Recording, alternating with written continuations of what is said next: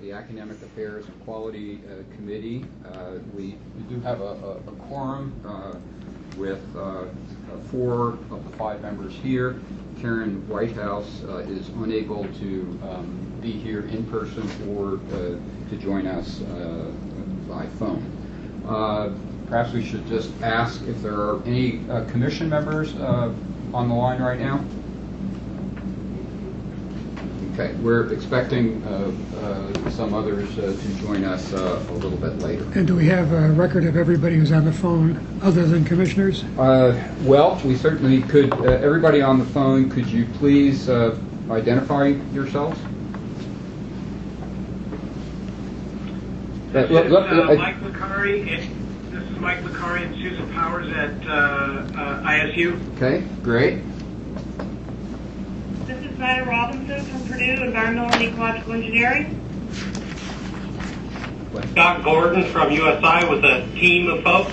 Right. They're recording the entire meeting. Recording now. The entire meeting. Okay. And let's see. We have Marilyn Buck. I'm here. Oh, there's Marilyn. Oh, very good. You're here. Great. And then I know we have a lot of IU and Purdue folks, so we'll just who are right here. This, by the way, this meeting is being recorded, so we'll have audio recording for this. With that, Mr. Chairman, I think we're ready to start the agenda. Thank you. Okay.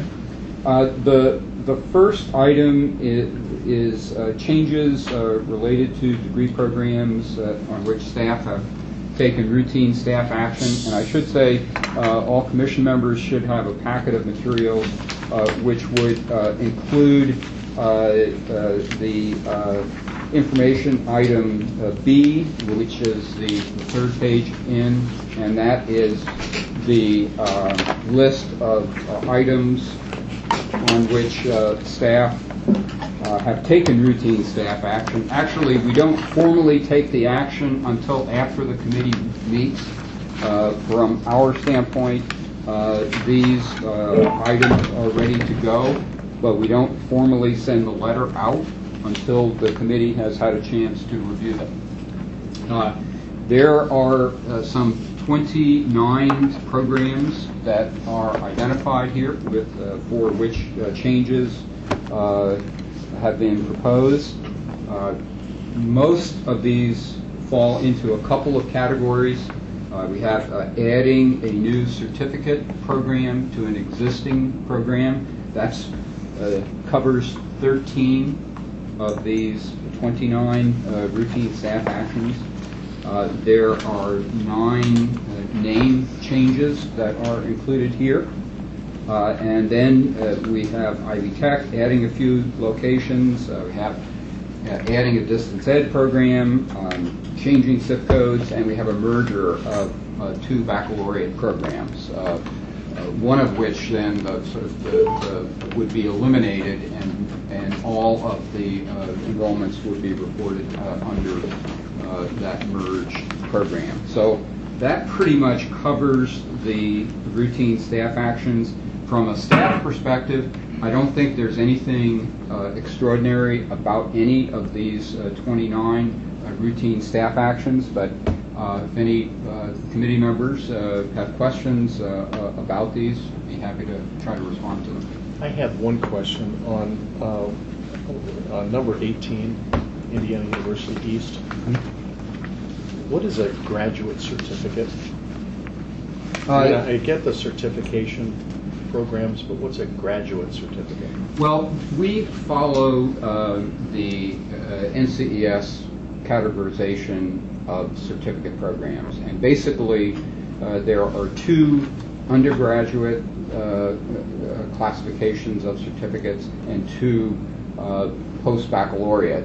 One of which frequently, and these, while those are the 4 categories that we use, so at the undergraduate level we have short-term certificates, let's say less than 1 year, and others that are between 1 and 2 years. At the post-baccalaureate level, we have a certificate that would be just after a baccalaureate program and would typically have graduate credit, and then there might be a postmaster's certificate. So that it simply refers to the fact that these courses typically would be taught. But give him an at the example of graduate one. level. Give him an example of a certificate that would be a graduate certificate, I think is what he might want. Well, I think this one in online education is probably a pretty good one. This is for somebody who might be working in a university office that is delivering distance ed program. So they might have a baccalaureate degree, perhaps in instructional technology, where they have some background on technology. But I think here the university would like to put together some courses that would help that person apply their skills specifically in the delivery of distance education. So how many hours is a certificate? This particular one? Oh, Yeah. well, well, certificates in general can, well, I would say most of them range, at the graduate level, might range anywhere from 9 to 15 hours, somewhere in there. Okay. Thank you. Okay, any other questions? Okay, with that then, presume then we could go ahead and send out the letters accepting these as routine staff actions and report this list to the Commission in info item B in the agenda box. Okay, that brings us to information item A, and it's in your packet. It's the one after the routine staff actions, and it has the yellow highlights there. We thought we would start doing this. It's a little easier, especially when you have a lot of programs. So as of today, we have 9 degree programs that are awaiting action by the Commission. The ones that are highlighted on this sheet are the ones that the committee will discuss today, with the intent, unless the committee feels otherwise, these ought to go forward for action on the August Commission agenda. So and there are 6 programs that we're going to talk about. Let me spend a moment or two on the other 3 programs, the ones that are not highlighted and not ready for consideration by the committee or the Commission. Let me jump down to 6 and 7 for a second. These 2 are PhD programs. They are Purdue programs, but they would be offered, and we'll have to make this a little clearer, I think, on this information item. These will actually be offered on the IUPUI campus. So these are Purdue programs, but they're going to be offered at IUPUI. And we would like to bring those 2 programs to the committee at its next meeting. There is, I'll just say, just one point that we'd like to clarify with respect to these 2 programs, and that is there are master's programs in these areas right now on the IUPUI campus, and these 2 areas Provided by whom? By Purdue. Okay. Yes, this would be in the Purdue School of Science at the IUPUI campus. And so 2 Purdue schools, one of which is science, and the programs offered through that school are Purdue programs. And what we'd like to do is to clarify the criteria by which a program that would be offered at the master's level would now be ready to be offered as a PhD program. There are other master's programs besides ones in these 2 areas, and this is, I think, a good opportunity for the Commission to have an understanding of when programs offered by Purdue at the master's level might be ready for a doctoral program at IUPUI. So in any case, we'd like to have a good discussion of that, and that is our intent at the next committee meeting to talk about that. So that brings me to item number 2, which is a familiar item, Bloomington BS and PhD in engineering. I will note that we now identify these as a BS in intelligent systems engineering and PhD in intelligent systems engineering. I don't want to get ahead of the responses to the questions that we'll be talking about at 3 o'clock, but as part of that response, IU did indicate that they really want these, in deference to the discussion about trying to have a very clear focus, or to express the clear focus that they believe is there in the name. They would like to modify the program request and call these BS and PhD in Intelligent Systems Engineering. So with that, I think we're ready, Mr. Chairman, to talk about the 6 programs that are highlighted. Yes. And the item you just mentioned will be deferred till 3 o'clock. Yes, indeed. Indeed.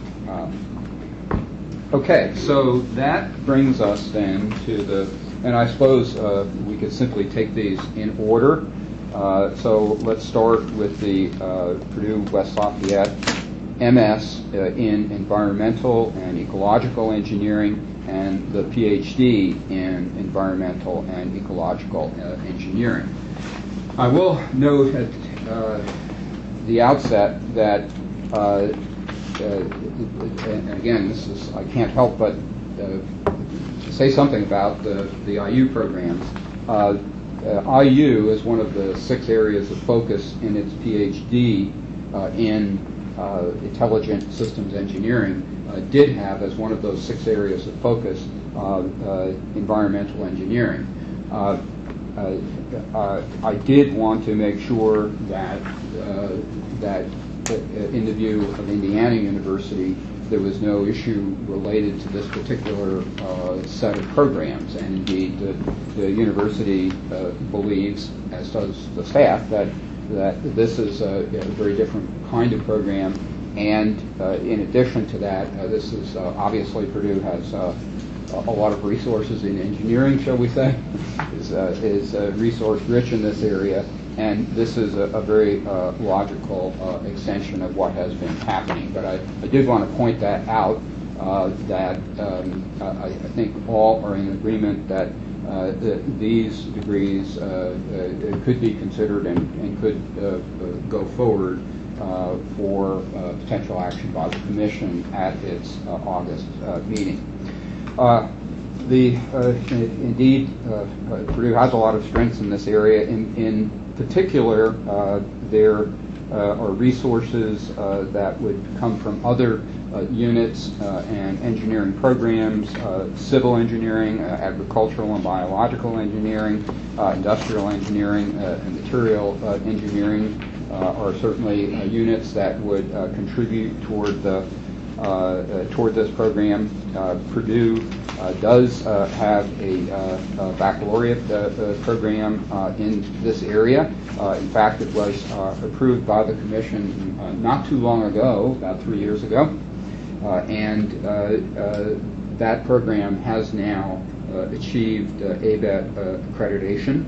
So that program has been moving along very well. This is actually an area in which Purdue has been developing strengths for probably a decade, and while there are other engineering programs around that have a focus on environmental and ecological engineering, one of the things that came out of the discussion with the Purdue staff in this area, the Purdue representatives, faculty in this area, is that this one does have a focus on reducing energy and water consumption and other things. So there's a kind of a sustainability emphasis in addition to what one would normally expect too, which is dealing with pollution that has occurred. So I thought that was a notable aspect of this particular proposal.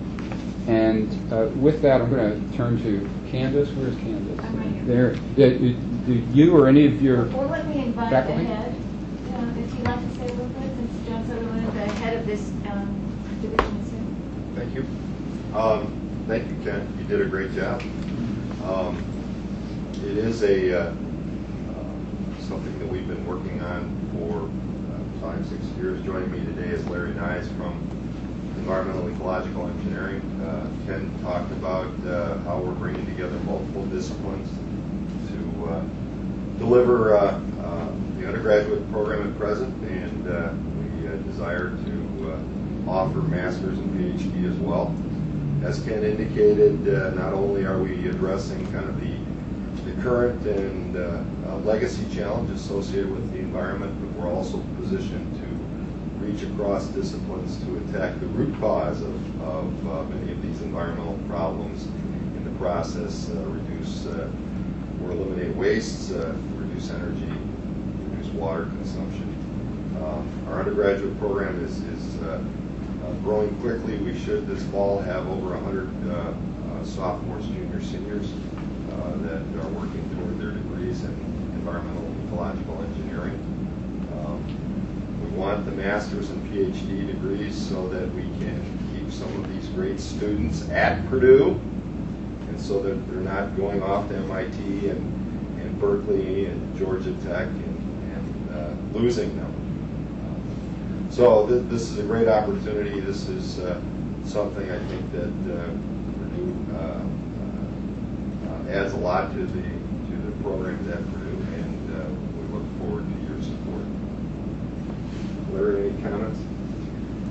I'm Larry Nyes, and all I would add is that as an employment opportunity, it's one of the most rapidly growing in engineering, and that's certainly a requirement, I think, to support a new program.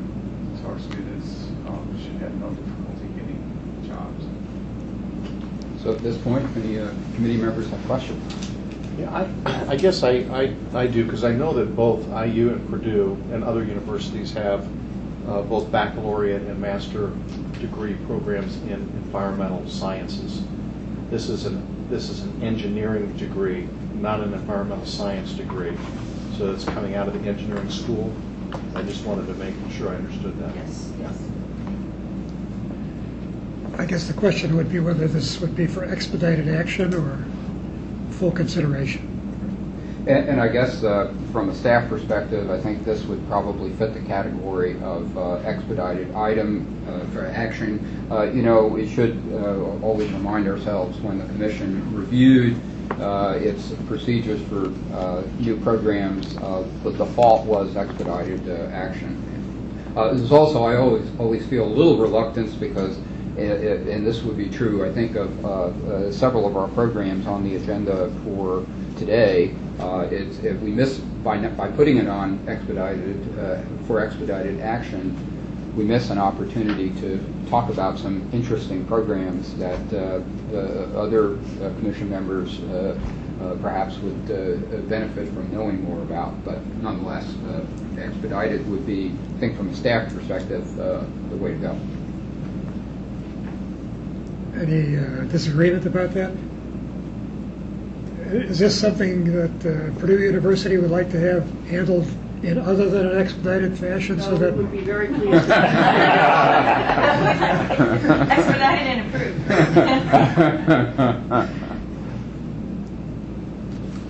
That's great. Okay. We're done with that. All right. We have Ball State. Let's move on to the second proposal, and again, we'll sort of take these in order. This is the MS in Sport Management, which has been proposed by USI. This is a program that is interesting. There's a BABS in sports management that USI offers, and that program has strong enrollments. It's had over 100 students for the past several years, and most recently we let's see. They have 141 students who are enrolled in the baccalaureate program and 25 graduates in the most for FY 2015. So there's a strong undergraduate underpinning to this. This is a program that while it does have some orientation to professional sports, and we did have a discussion about what we mean by professional sports, that would obviously include some of the major league teams, but it would also include the minor leagues, could also include even recreational sports leagues and even intercollegiate. There's probably a significant, probably a majority of the graduates would likely go into those areas. Others would be in wellness-related areas and things of that sort. I'm going to ask, let's see, Shelley, are you on the line? Do we have somebody from USI on the line? Yes, we do, Ken. Yeah. Oh, Ron. Provost Ron Rochon is on the line. And Ron, would you like to say anything more about this program, or else introduce some of your colleagues who might add anything to the very brief summary I gave? Sure. Yeah, thanks a lot, Ken. I've got Dr. Glenn Bauer here and also Dr. Scott Gordon, Dean and also Associate Dean of the college. Dr. Glenn Bauer should just give really a brief overview and entertain any questions that the committee may have for us. Hi. This program is an online program. There are 2 tracks. One track is connected with the Bachelor's of Science, so a student could actually graduate with a bachelor's and a master's, so it's a 1-year accelerated program. The second track is your 2-year traditional. Again, all the classes are online. They prepare you for a wide variety of positions in the sport industry, from professional sport, intercollegiate athletics, recreational sports, so it's kind of broad. Another aspect of it is it does include not only sport management, but some business courses and some public administration courses, which makes it very unique program in Indiana. And it is actually one of the only programs that I could find on the COSMA website, Commission on Sport Management Accreditation, of being a 1-year accelerated program, at least for one of the tracks. So that makes it definitely unique.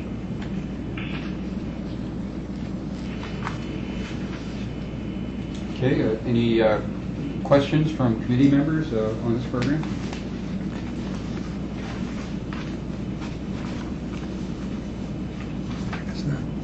Yeah, I guess the only question in my mind is I wonder why it's all online. They're not doing any courses or classes at the university. Is there no? Well, it allows for students to from anywhere in Indiana to be able to pursue the degree. If students decide to stay on campus, there are other options. I know in business there's some of the marketing classes are offered traditional-wise, but they also have the online classes as well. So we just wanted to reach farther out into the state of Indiana to be able to accommodate those needs. Okay. And are there other universities in Indiana that are providing a master's in sports management? There are.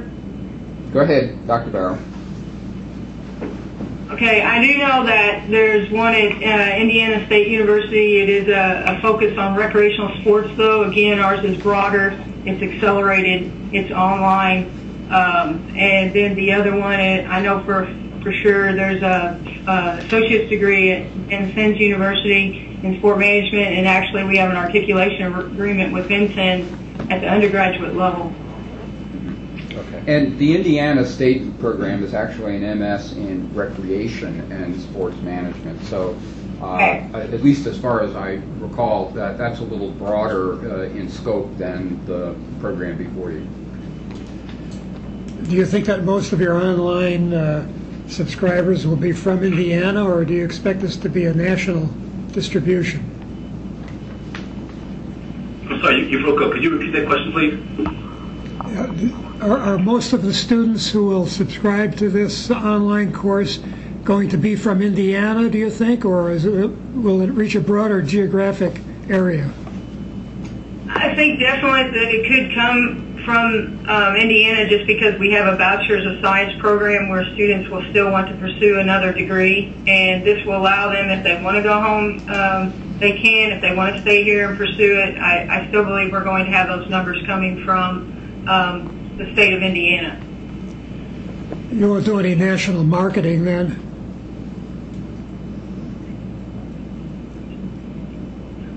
Did you hear that question about doing any national marketing of this program? No, not in particular. We will have the traditional kinds of advertisements on our website. That will be a lot for students to visit, of course. Get a sense of the mission, the scope, the offerings of the program. But with regard to having any additional advertisements that will go beyond the state of Indiana, our budget just doesn't allow us to do a lot of that. We spend quite a bit just really kind of advertising USI within this portion of the state, of course, and beyond this particular region. So we're focused on that.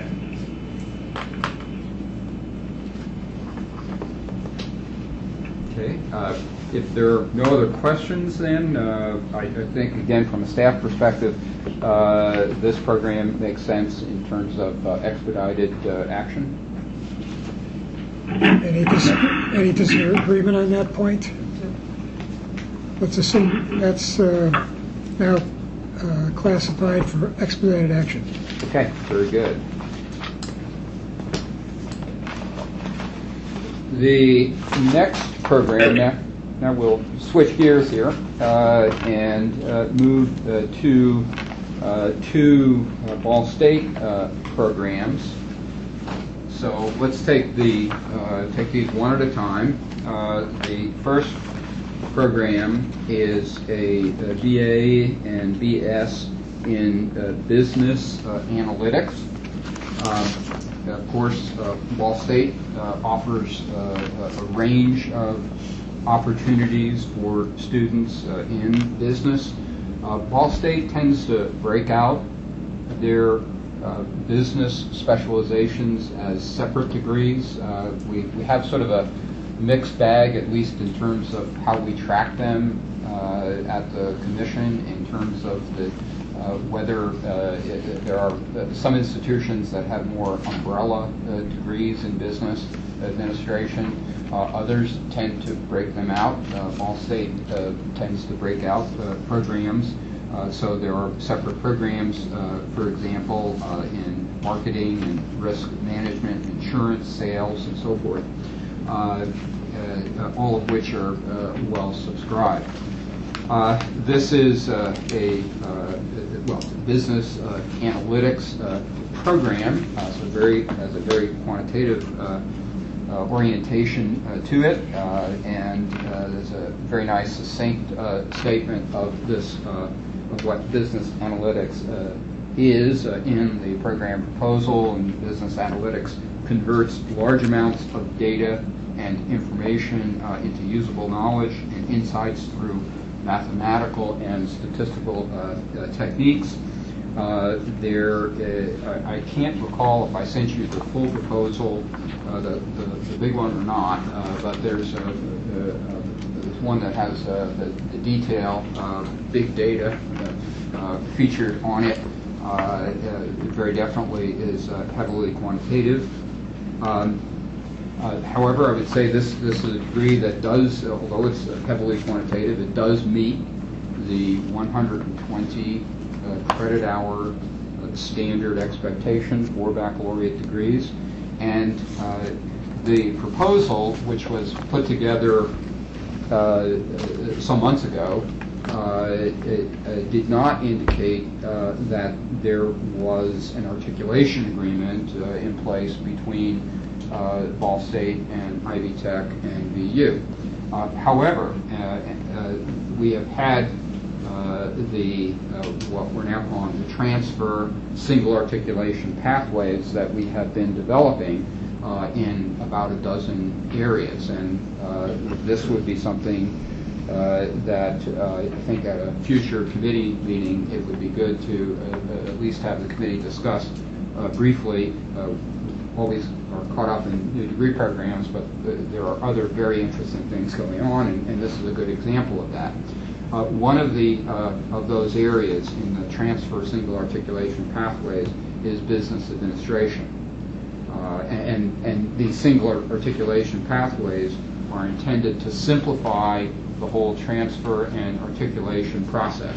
So whereas previously in business there would be a whole series of one-to-one articulation agreements that might differ slightly from one university to the next, the whole idea of these transfer single articulation pathways, which were legislatively mandated, is to simplify this so that there's a single associate degree curriculum at Ivy Tech and a single associate degree curriculum at VU, which would transfer intact to all of the universities. So greatly simplifying the administrative upkeep and management of these articulation agreements, and clearly making it much more simple for students to understand what options they have, and likewise counselors and advisors as they work with students. We did talk about this, and it was clear that this particular proposal will fit into that business administration single articulation pathways. So that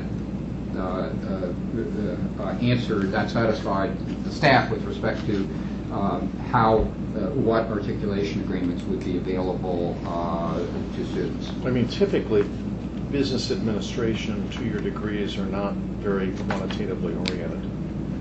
And this looks like a very heavily quantitatively oriented program, so I'm wondering how that really makes a lot of sense. I mean, I would think you might have an articulation agreement out of,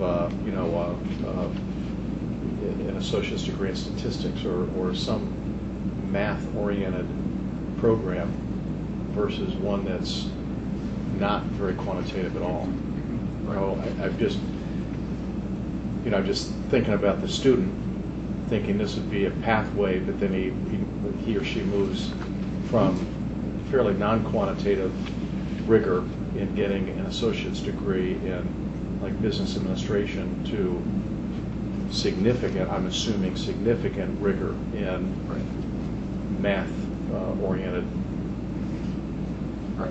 practice, you know what I mean? Yes, great question. I'm going to have a comment, but first of all, Marilyn Buck is here and some of her colleagues, and if you or somebody else could please address this question, and then I'll have a comment. I'll make a comment and then Jensen can jump in as well, but in regards to your question specifically, the first 2 years, even for the Ball State business programs, all of them are very general business focused. So the foundation of all of our business programs are identical. There's what's called a rule of 4. So there's 4 courses that they all take that no matter what the business degree is going to be, which would be the situation that would happen in this case as well. So when 30 hours of the single articulation pathways is coming from the core, and the additional 30 hours comes from the business-related courses, they're not going to find themselves behind. They'll have finished our basic business foundation before they get there, and then the rest of their last 2 years is going to be very heavily focused on the quantitative piece.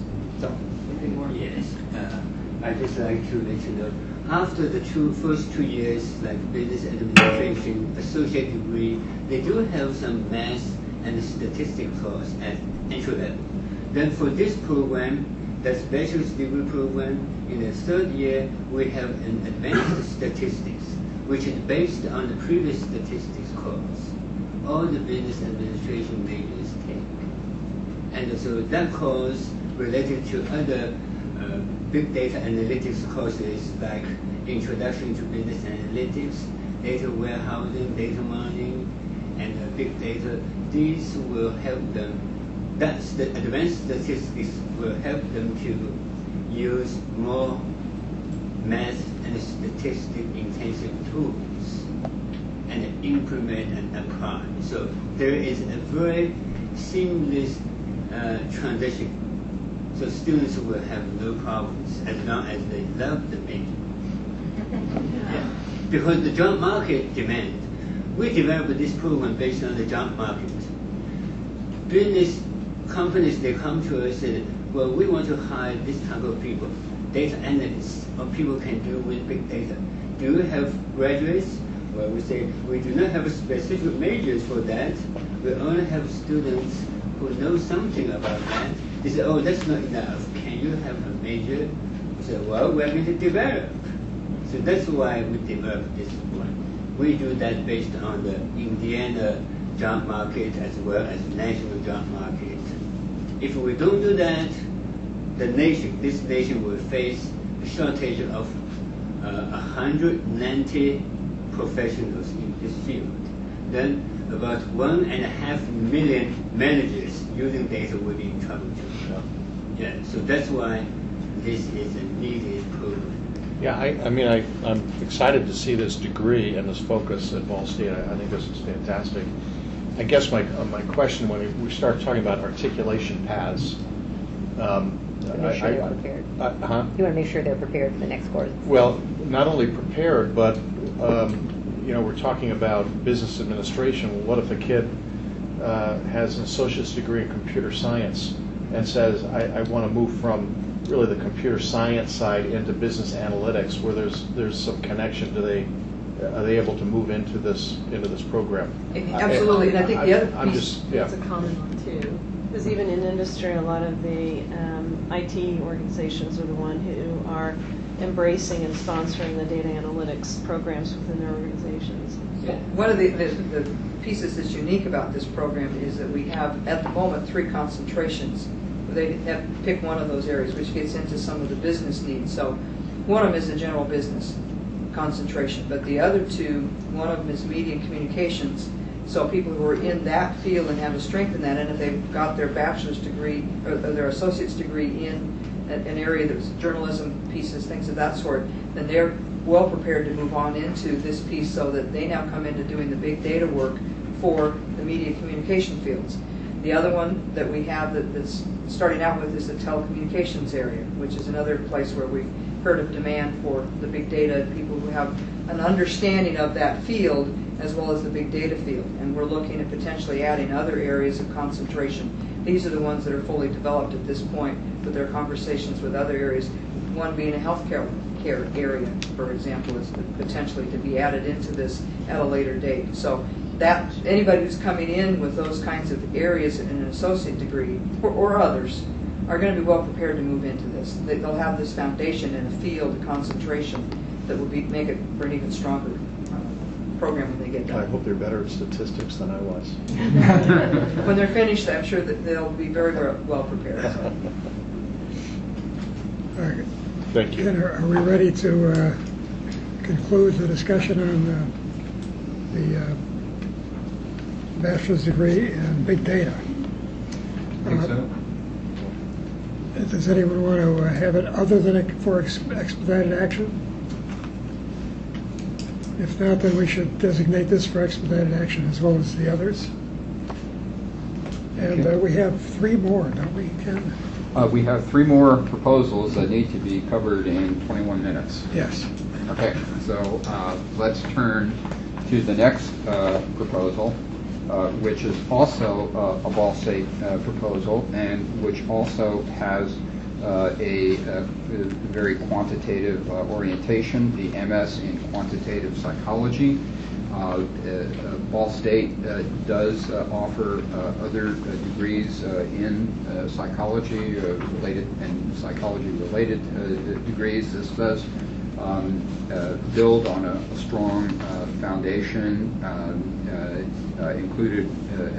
including a APA accredited master's program in educational psychology. This program really is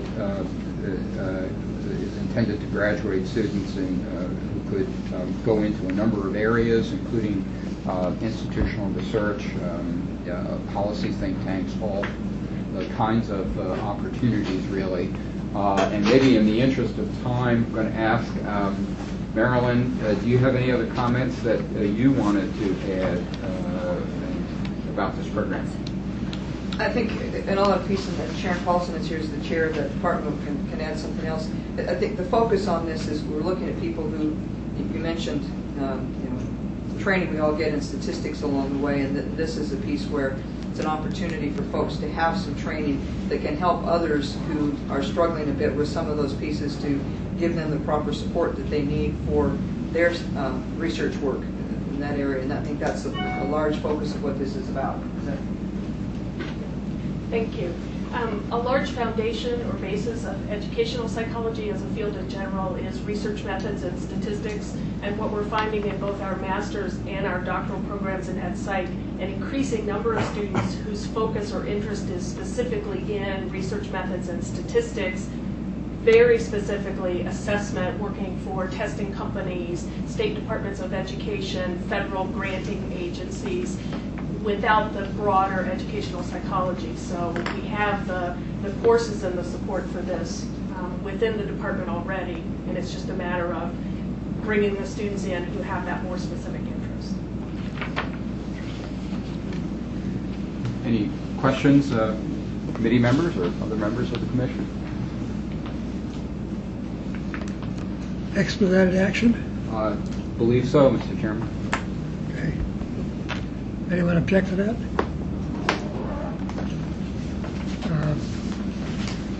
Next we have... Okay. The next program, now we're back to the University of Southern Indiana for the last two programs. And the next one would be the Master of Arts in Second Language. Yes. Gordon, USI. Ann White, our Dean of Nursing and Health Professions, has to leave quickly. Could we go through the Bachelor of Science in Therapy first? Sure. Okay, let's do that. Let's see. USI offers an AS in respiratory therapy, which has had steady enrollments and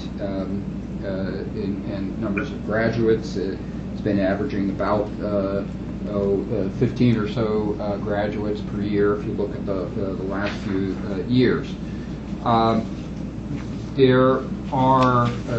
We have several other baccalaureate programs,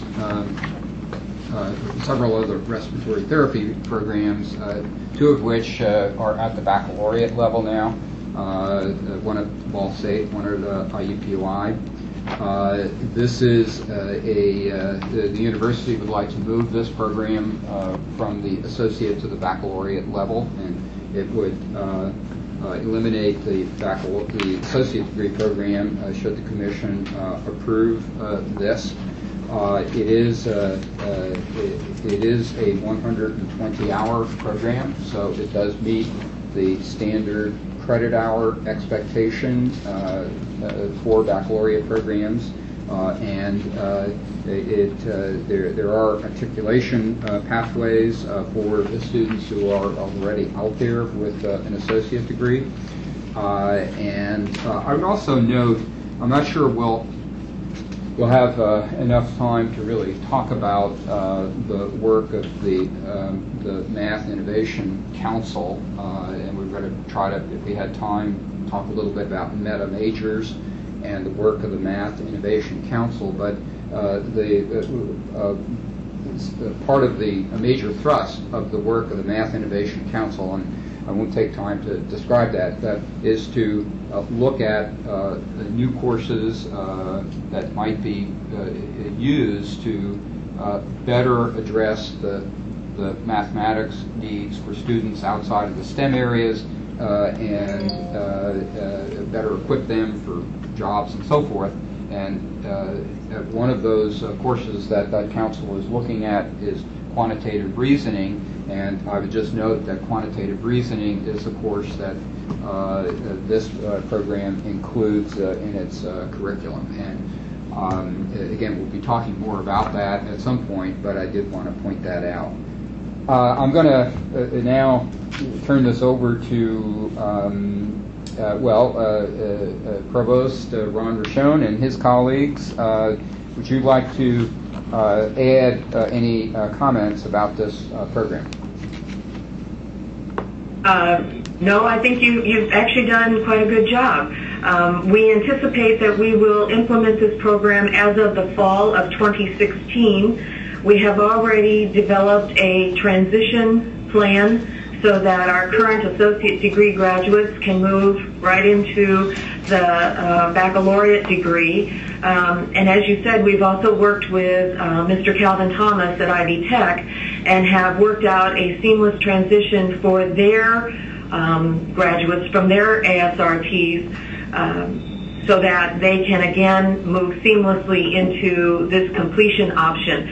The completion option will be online, but it is for only those individuals that have already graduated from an associate degree and hold the RRT, which is the Registered Respiratory Therapy license, which means they are working respiratory therapists. So by providing online opportunities, they can complete their degree and maintain their employment opportunities. Okay, very good. This is all within the established College of Nursing and Health Professions, is that right? That's correct. Is this another expedited action? The other piece I might also add is that right now our associate degree holds accreditation through the national organization, which is COARC, and it holds that accreditation without any compliance concerns. As a result of that, we have been informed that as soon as we move to the bachelor's degree, that accreditation would move to the BSRT, and so the day we accept students into our BSRT program, they would be from an accredited program. Great. I would mention one other thing, and that is you're all aware of the multi-state collaborative on military credit that we're involved with. And part of the work of that collaborative is to identify degree programs that might be suitable for veterans who have had training and experience in a field that would prepare somebody for licensure in that field and for employment in the civilian sector. One of the things I'd like to talk about is the, and I don't mean now, but I would like to, I've invited USI to think about the possibilities for this program, whether or not there might be related military training and experience that might be converted into credit hours that would count toward this degree.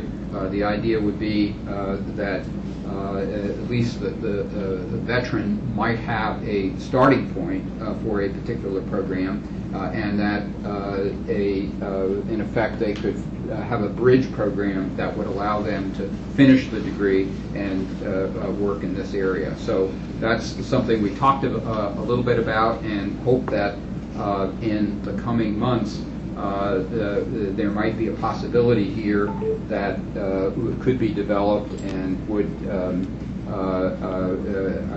allow our veterans to make that transition easier into the college and the civilian sector. I like that idea. I think the one thing that, whether it's this program, it might be applicable to a number of different programs among all of our university partners. But one thing I've struggled with is understanding how do you assess practical trained knowledge with knowledge toward the completion of a certificate or a degree or something like that? Is that something you have to test out of? To show some mastery? There are multiple ways that ACE and others that we have. We should probably bring to you some in the near future, an opportunity for you to look to see how they crosswalk specific training with credit, because they're doing it in a pretty rigorous way. So I think that'd be great. Yeah, we'll do that in the future. Right. Okay, with that, Mr. Chairman, I think from a staff perspective, this would make sense as an expedited item. Any Committee would agree. reservations about that? And we have one other degree, the Master of Arts in Second Language Acquisition at USI. Right, indeed. And this is, in the interest of time, I'm going to just talk about one very interesting feature of this program, and one we talked about when as we were preparing for the committee meeting. And while, and by the way, there is a master's program at Bloomington that is in TESOL and applied linguistics. But as you think about degree programs that are focused on second language acquisition, you obviously think in terms of language and sort of linguistics related content. You also would think about sort of cultural considerations. That's part of the language acquisition, and that needs to be addressed as well. This particular program also has an emphasis, or included in the curriculum, is coursework that would focus on policy. And I'm going to ask someone from USI to talk a little bit about that. I now have an idea of what they're about. But could someone from the university, is this Dr. Berg perhaps, or Dean Aquas, could talk a little bit about the policy aspects of this master's program? Yes, I'm happy to. This is Dr. Berg from USI. You're correct in noting that the combination of policy and second language acquisition, along with the TESOL component, is what makes this degree unique. The language policy aspect is really, and also the cultural studies portion. The language policy aspect is really aimed at the development of language policies in education, business, and government. And those revolve around how languages are used, how they're cultivated, how they meet the needs of our institutions in Indiana. One area that I would highlight, for example, is we have a lot of hospitals in this area that are in great need of language expertise and cultural expertise. And the sort of the policy aspect here is that while obviously somebody needs to be able to deal with the people and help them navigate the acquisition of another language, that oftentimes there are policies that are in place at health institutions or HR offices that have a language aspect associated with them, and this program would address that as well. How does one develop guidelines for treating people at hospitals that speak other languages and so forth? So anyway, that's an interesting aspect of this particular proposal. I should say too, and actually, Chris, this relates to your earlier question about certificates, that there are actually two certificates here, and I'm not sure whether they both are, but I know one of them is 6 hours, and it's obviously a very short certificate, but USI makes the case that if this program were to be approved, they'd like to also put in place a short-term certificate that, in this case, just 6 hours, that some people who are already working in this area but need to pick up some additional expertise could take advantage of.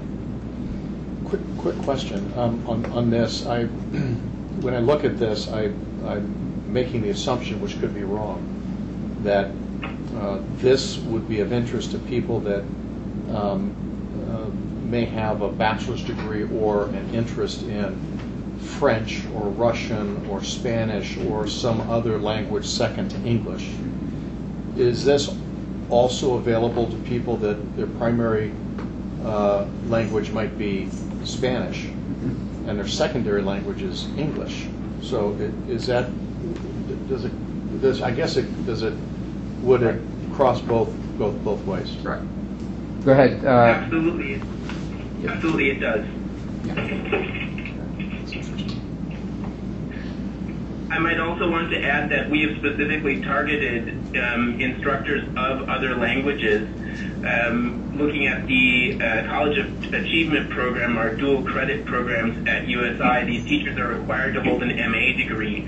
And those are typically teachers of French, of Spanish, of German, of Russian, of what have you. And this degree is specifically targeted also to allow them to attain a master's degree in order to participate in that program.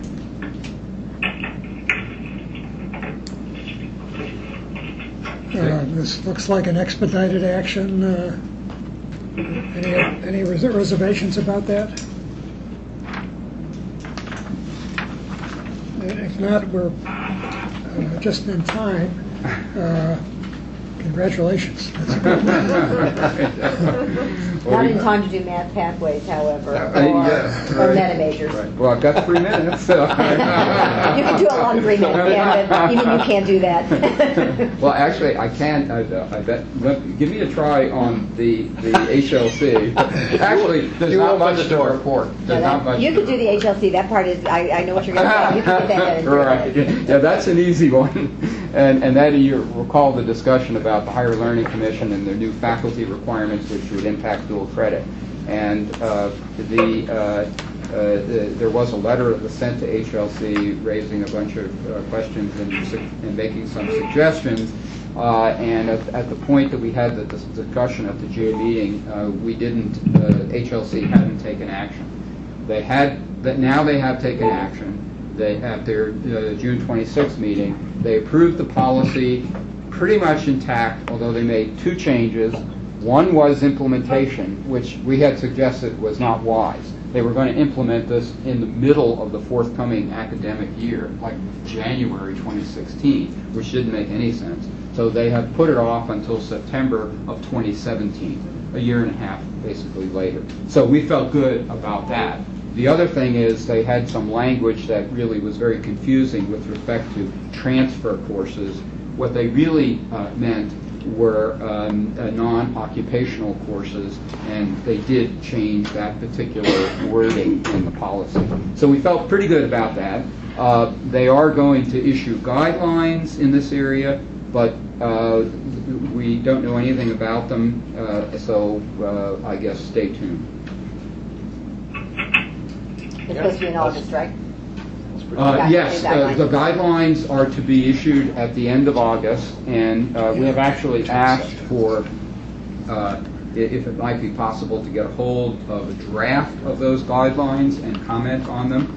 We also said, in light of the implementation of September 2017, did they necessarily have to have the guidelines issued by the end of August? Could they issue them a little bit later, which would allow some comment on the drafts? But so far, we have not heard anything about that.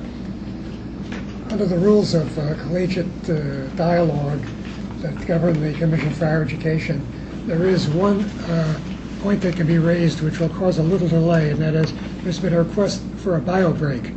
And so, if you don't mind, we may start at 3 minutes after 3 instead of right at 3. Okay. Wonder who that was. Yes. Okay. For those who have just joined the call with an interest to the engineering discussion, we're going to take about 2 or 3 minutes here just to break, and then we will discuss the engineering. Bio break, I haven't heard that.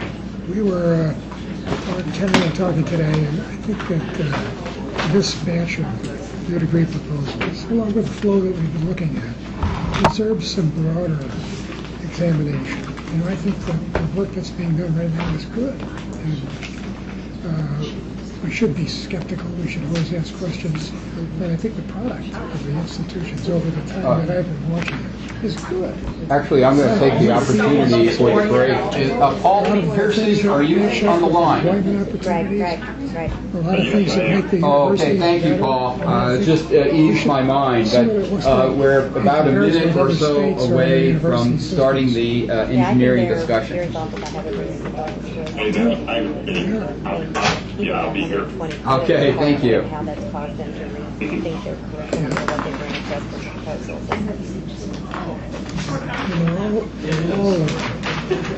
You don't have to be told a lot about what the audience is. You know where it's, especially at USI, they've got their population center there, and these degrees look like They work with it, yeah. I mean, even at the respiratory. That's okay, By the way, as we're waiting, there is a packet which includes both the responses from IU and Purdue over on the vestibule there. If anybody needs that, they're over there.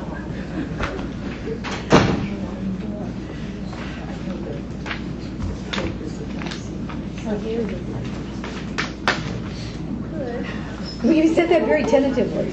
Just got back from seeing the first day. I just got my bag an hour ago. It's been one of those. What time did you leave this morning? Oh, no, I actually came in at midnight. But you just got your bag.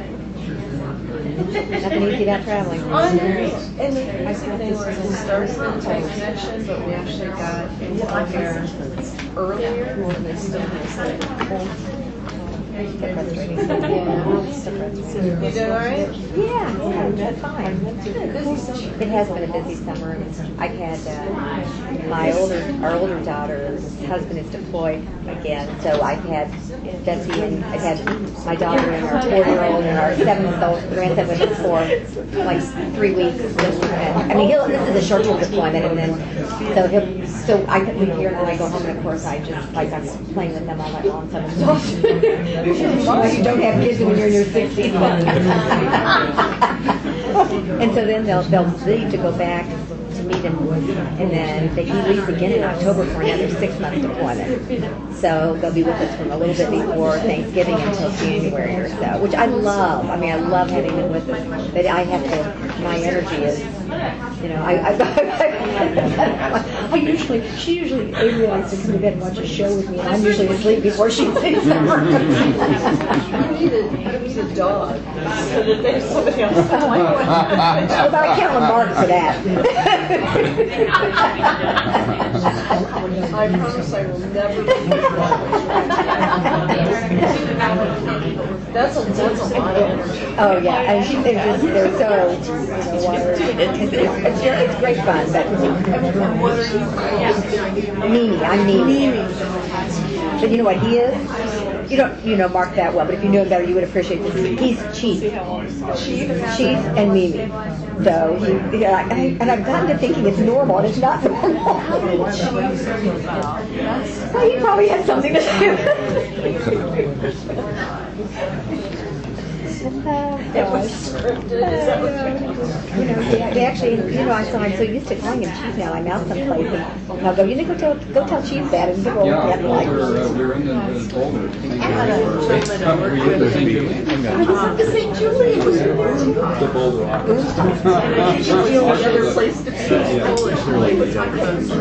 That's cute. Grandma. Yeah, that's cute. All right. That's right. Make a suggestion on those guys if the idea to Mr. Chairman, are we ready to start part 2? Here we go. Okay. For those of us who have joined the call, welcome. This is a regularly scheduled part of the AA&Q committee meeting will be devoted to IU engineering. The committee just met for an hour and went through other business before it. So this will be devoted entirely to engineering. And it was my understanding that we may have a couple of commission members who are calling in. Do we have any commission members who are on the phone? Yes, this is John Pop. Just joined you. Okay, welcome. Al Hubbard. Okay, welcome. And I think Dan Peterson was Dan Peterson's on. Okay, great. Wonderful. With that, then, Mr. Chairman, I'll just go ahead and proceed. Please, thanks. Let me say at the outset that unlike most programs that come before the committee, as with the previous discussion, the AA&Q committee will not make any recommendation to the commission.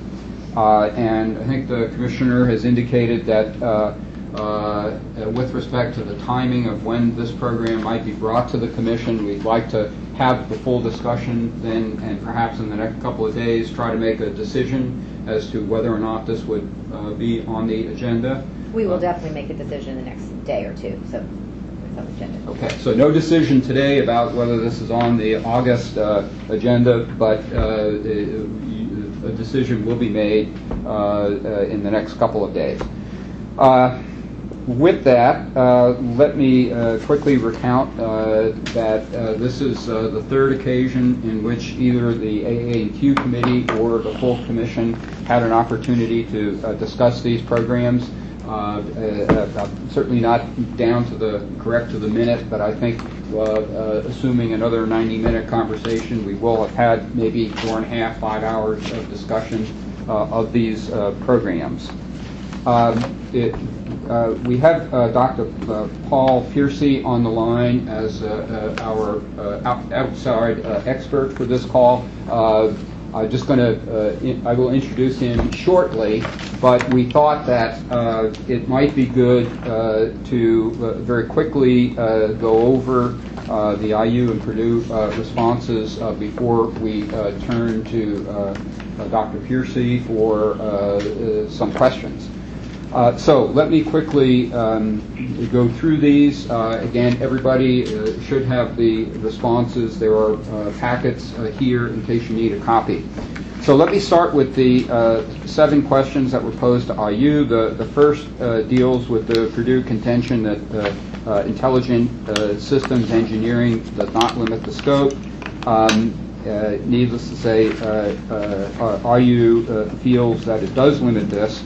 And I should say, for those who have joined the call, as was indicated in the response, these programs, they were proposed as a PhD and BS in engineering. Henceforth, now we will refer to them as a BS and PhD in intelligent systems engineering. IU has agreed to this change as a way to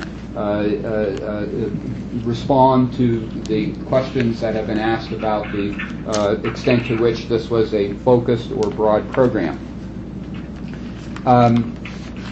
And I should say that the response indicates that IU has no intention of moving beyond the stated scope of the proposed programs, and that the university would be happy to have the ongoing scope of the programs reviewed by the Commission in the future. Question 2 deals with the Purdue position that duplication is at the heart of Purdue's concerns and that there is significant overlap. The IU response is that Purdue has a very comprehensive engineering program, so that there's probably no area of engineering that the university would propose that would not overlap to some degree. The university also points out that overlap is the norm and not the exception in this area, and that the Blue Ribbon Commission indicated that in this particular case some overlap would be a highly desirable asset to the state. Question 3 deals with that Venn diagram that was in the material that the task force report that was shared with you, and that was featured to some extent at the working session June commission meeting. and that deals with the 9 underlying topics that undergird the IU proposals. IU indicates that these really do constitute the research core of the program, and that courses would be developed that would be related to these topics, although the courses have not yet been developed at this point because they're awaiting faculty to be hired. Question 4 deals with curricular details, and it says that the details of the PhD program cannot meaningfully be specified before faculty are hired. We're a little bit puzzled by this because there were examples given in the material, in the proposal itself, that where courses were identified, some sample curricular tracks were in 2 of the 6 focus areas were identified, but not all 6.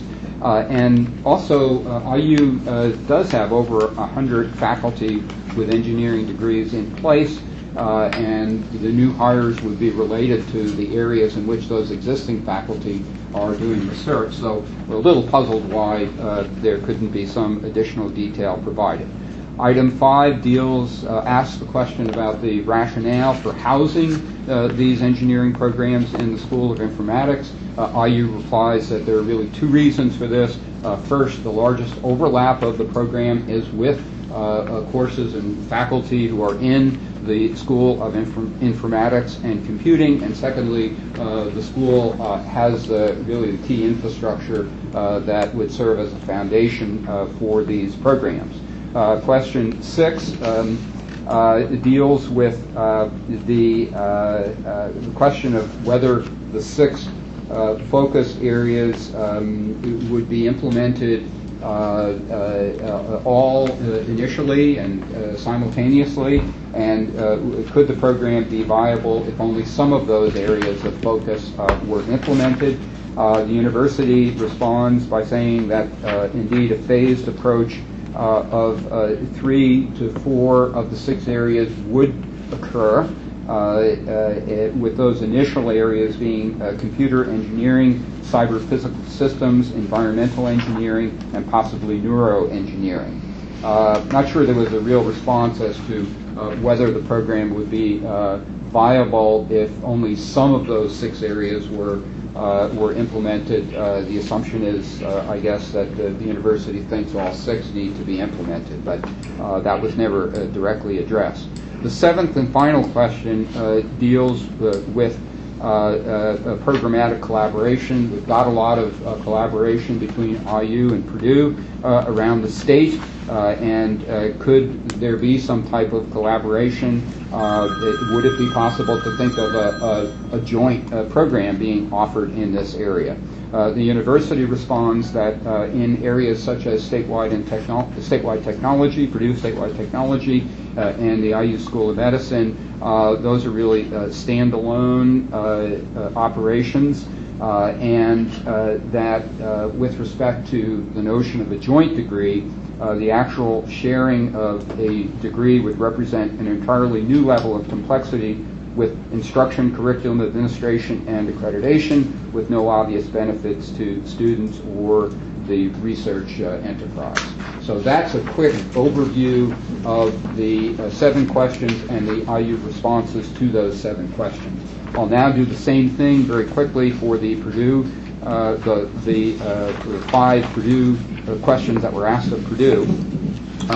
The first asks about the Purdue position that Purdue is not blindly opposed to the idea from the IU engineering program, and we are willing to look for a way to agree. The Purdue response is that rather than proposing specific modifications to the IU proposal, there might be some consideration given to collaborative approaches. 2 of those are identified. One would be IU hosting a Purdue engineering presence on the Bloomington campus, the second being a joint PhD being offered in select areas of engineering. Question 2 asks about the duplication issue in the IU proposal. IU contends that their proposal does not duplicate programs at Purdue. Purdue then goes in the response to this question goes into some detail addressing areas that of strength and activity that they have in the BS program, as well as the 6 areas of the PhD program that are proposed in the IU proposal. I would point out one aspect of the response here that IU in its proposal had characterized the Purdue PhD as being in traditional engineering areas of practice, such as civil or mechanical. Purdue makes the point that while PhD students apply and enroll in particular schools or engineering disciplines like civil and mechanical, there are effectively no discipline boundaries constraining PhD level research, meaning that although the student may be associated with a particular department, as they pursue their PhD studies, that really cuts across different departments. So it's perhaps not as traditional as one might think. Question 3 deals with the name change, and as indicated, IU has agreed to name their programs Intelligent Systems Engineering, and in order to differentiate those from traditional engineering programs. The Purdue response to the name Intelligent Systems Engineering is that it doesn't sharpen the focus or narrow the scope, and this, I think, is quite important. There is in the response another suggested name for this particular program. Purdue would advance the suggestion that the program be called Informatics Engineering. That would more appropriately, in Purdue's view, reflect a strong emphasis on connecting engineering to informatics and information technology. The fourth question deals with the notion that, if the Commission were to approve the programs in Intelligent Systems Engineering for IU, would there be some way in which the Commission could assure itself that this would remain, in the words of the IU trustees, a highly focused program? Purdue offers this suggestion that, and it doesn't directly address what the Commission in its response, but it does suggest that IU would confer with Purdue on any transcriptive change, which is to say any change such as a concentration or a formal minor that would appear on the student's transcript. So that, presumably, I suppose that the Commission might take a similar approach, but the Purdue response is couched in terms of IU conferring with Purdue whenever one of the changes that would appear in the program that would be significant enough that it would be reflected on the transcript of the student, that's when that would occur. And finally, the last question that was posed to Purdue dealt with programmatic collaboration, a very similar question to the one that was posed to IU, except there was the invitation to cite some examples of collaborative engineering programs in other states that could serve as a model potentially for Indiana to follow. There were 3 such collaborative programs that were identified. One between Georgia Tech and Emory University, a second between the University of North Carolina and North Carolina State University, and finally a collaborative program between Harvard and MIT. So that's a very quick tour of the questions and the responses from the 2 universities. I think we're now ready to turn to getting Dr. Paul Pearcy involved in this conversation. I did share with you a one-page bio of Dr. Pearcy, so I won't go through the whole thing except to say that he does indeed have a distinguished career, and we're fortunate that he has volunteered to respond to some questions from commission members. He was the dean of the University of Wisconsin-Madison School of Engineering for almost 13 years. And just a few highlights, he was also president of Semitech in Austin, Texas, a technical consortium of the equipment and supplier infrastructure for the U.S. semiconductor industry. He was also director of microelectronics and photonics R&D core competency at Sandia National Laboratories in Albuquerque, New Mexico. And finally, he is a member of the National Academy of Engineering and a fellow of the American Association for the Advancement of Science, the American Physical Society, the Institute of Electrical and Electronic Engineers, and the American Society for Engineering Education. And with that, and I should also say that I shared with Dr. Pearcy, and both IU and Purdue know what I shared with him. I shared with him both the proposals for the BS and PhD, the task force report, the Blue Ribbon report, the first round of Q&A that went to IU, as well as the most recent round of Q&A that went both to IU and Purdue. With that, I think we're ready to move into the question period. We thought maybe we would start off with one question kind of from a staff perspective, and then it's really up to the commission members. And obviously we have representatives from IU and Purdue here.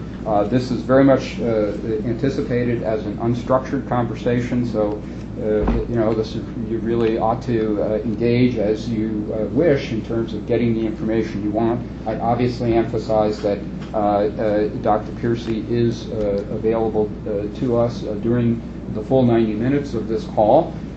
We have said to Dr. Pearcy that we're not asking for any sort of written or formal evaluation or recommendation. This is simply an opportunity for commission members to get some outside expertise on the questions here. So with that, Paul, Dr. Pearcy, are you still there?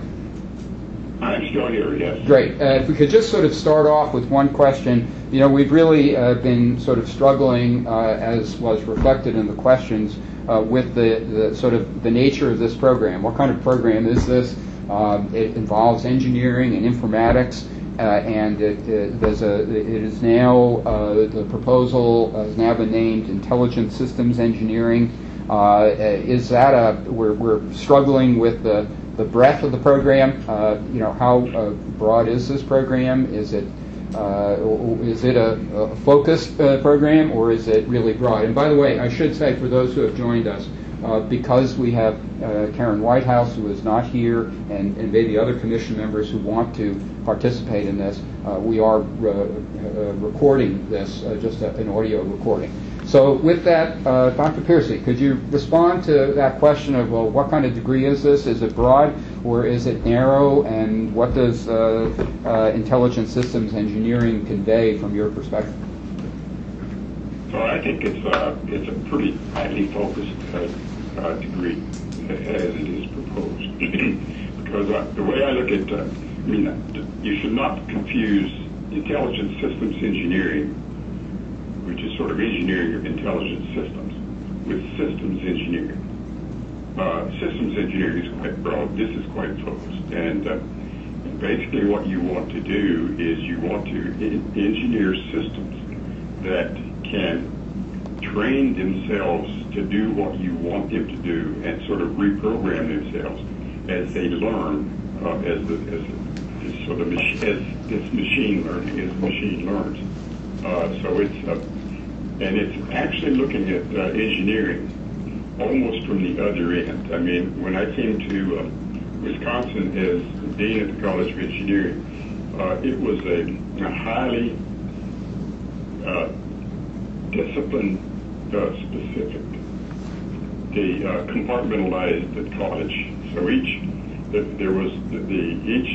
department was almost in a stovepipe, and I spent a lot of time trying to get from the traditional engineering, where mechanical engineers only studied mechanical engineering, to a highly interdisciplinary engineering program where the students were given very broad exposure to not only engineering but also to sciences and medicine and biology. And so I think this one is starting at a good place to start an engineering program in today's high technology world.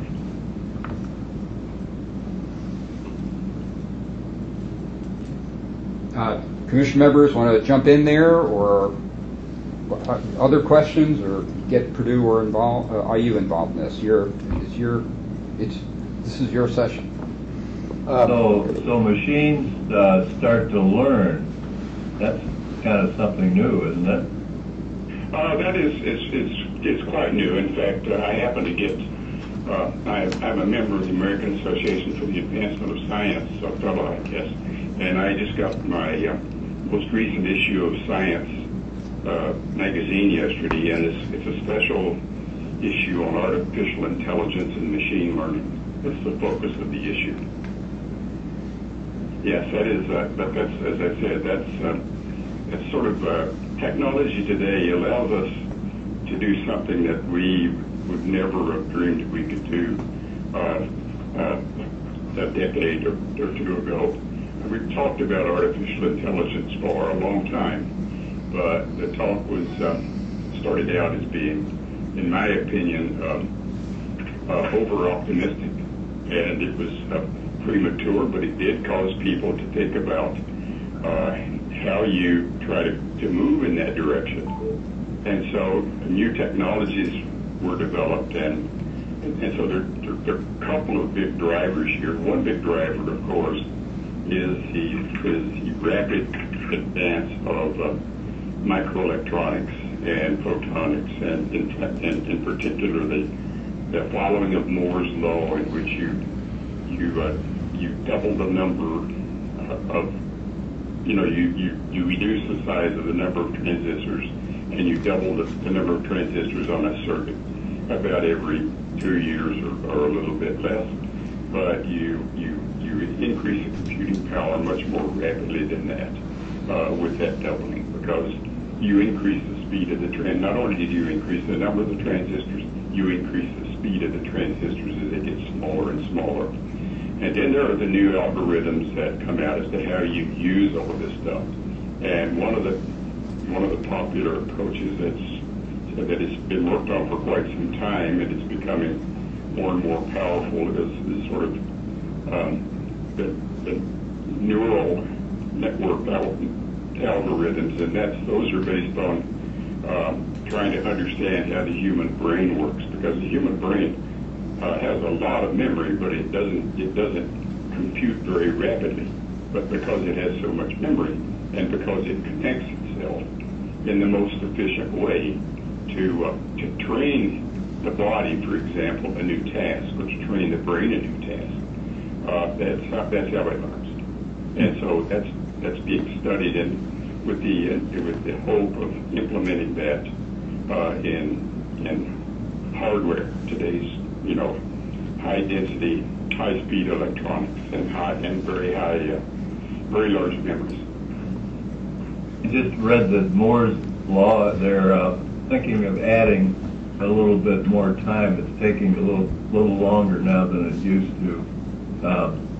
But I suppose intelligent learning would be sort of like your computer tells you that you're not responding to the latest email, or the third time you go to a site, it's quicker than the first time. Are we seeing some of that just on our desktop computers? You're seeing it. I'm certainly seeing it on my iPhone. Yes. Yeah. I mean, no. I mean, these are the algorithms, the Google search algorithms. They train themselves. They train themselves to watch what I look at. Right. Mm-hmm. When I get a few letters typed, like I often look at the weather in Madison. I get to WEA, and it pops up weather in Madison. assuming that's what I want. It gives me other options, but it's learned that.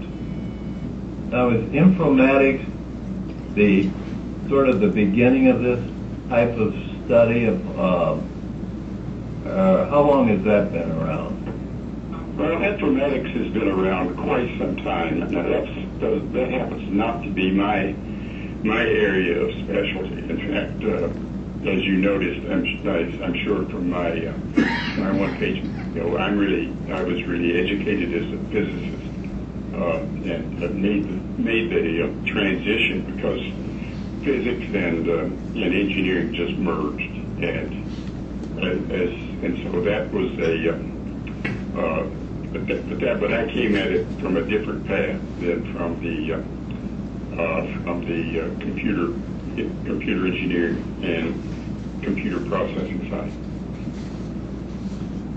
This is Al Hubbard, commission member. I may be an exception to someone with a brain that has great memory. Mine's declining very rapidly. But, I did find that curious, but I guess that anybody that Joe perceives the brain as having great memory, but I think the computers seem to have better memories than brains. But that's not my question. I got two questions. My first is what I use as, and by the way, I'm not an engineer, and I'm not particularly well versed on engineering. But is what IU is proposing different from what Purdue offers, and is it going to provide a opportunity that is currently not provided by the Purdue Engineering School? Purdue is a very inclusive college, school of engineering, and it offers almost all kinds of engineering. On the other hand, I think in some places duplication is necessary, and I happen to be serving on a committee for the National Academy of Sciences, looking at certain programs in the Department of Energy laboratories, and there you have really challenging, complex, complicated problems, and you try to solve them. So each of the laboratories will write their own code, own computer code, and they both think they've got it as good as it can be, but then they run the same physics problem on their two different codes, and they get different answers, and a priori they do not know which one is correct. So it's always valuable, it's extremely valuable when you're pushing the frontiers to have different approaches using the tool set that looks to be best to use, but a different group of minds thinking about it, and then comparing the results. So, are you saying that,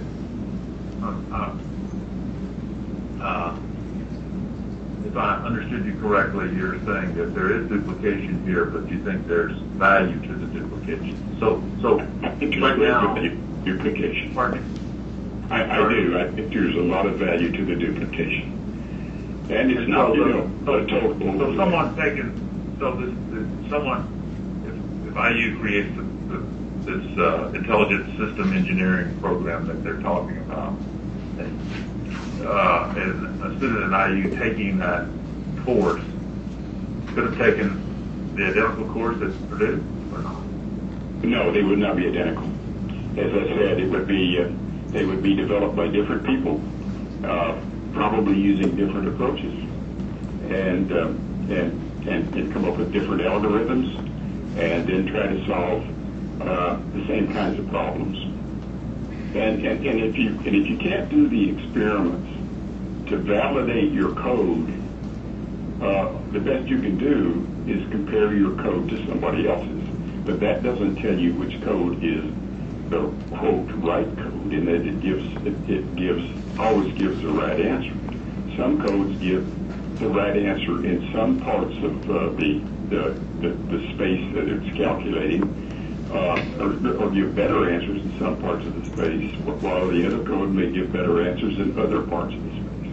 But if you can't do the experiment and validate your codes empirically, then you just use the best physics that you can, and you put it in, and if your computer is big enough, you hope you get the right answer. And as the computers get bigger, of course,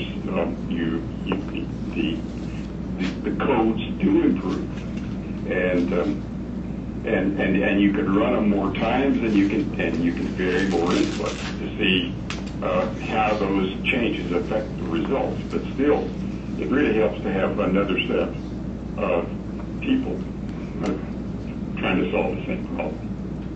But if I'm a senior in high school here in Indiana, and I'm very interested in engineering, and I'm an excellent student with excellent boards, is it clear that, and if IU offers what they're proposing they're offering, would it be clear to me as a student that IU's program has a different,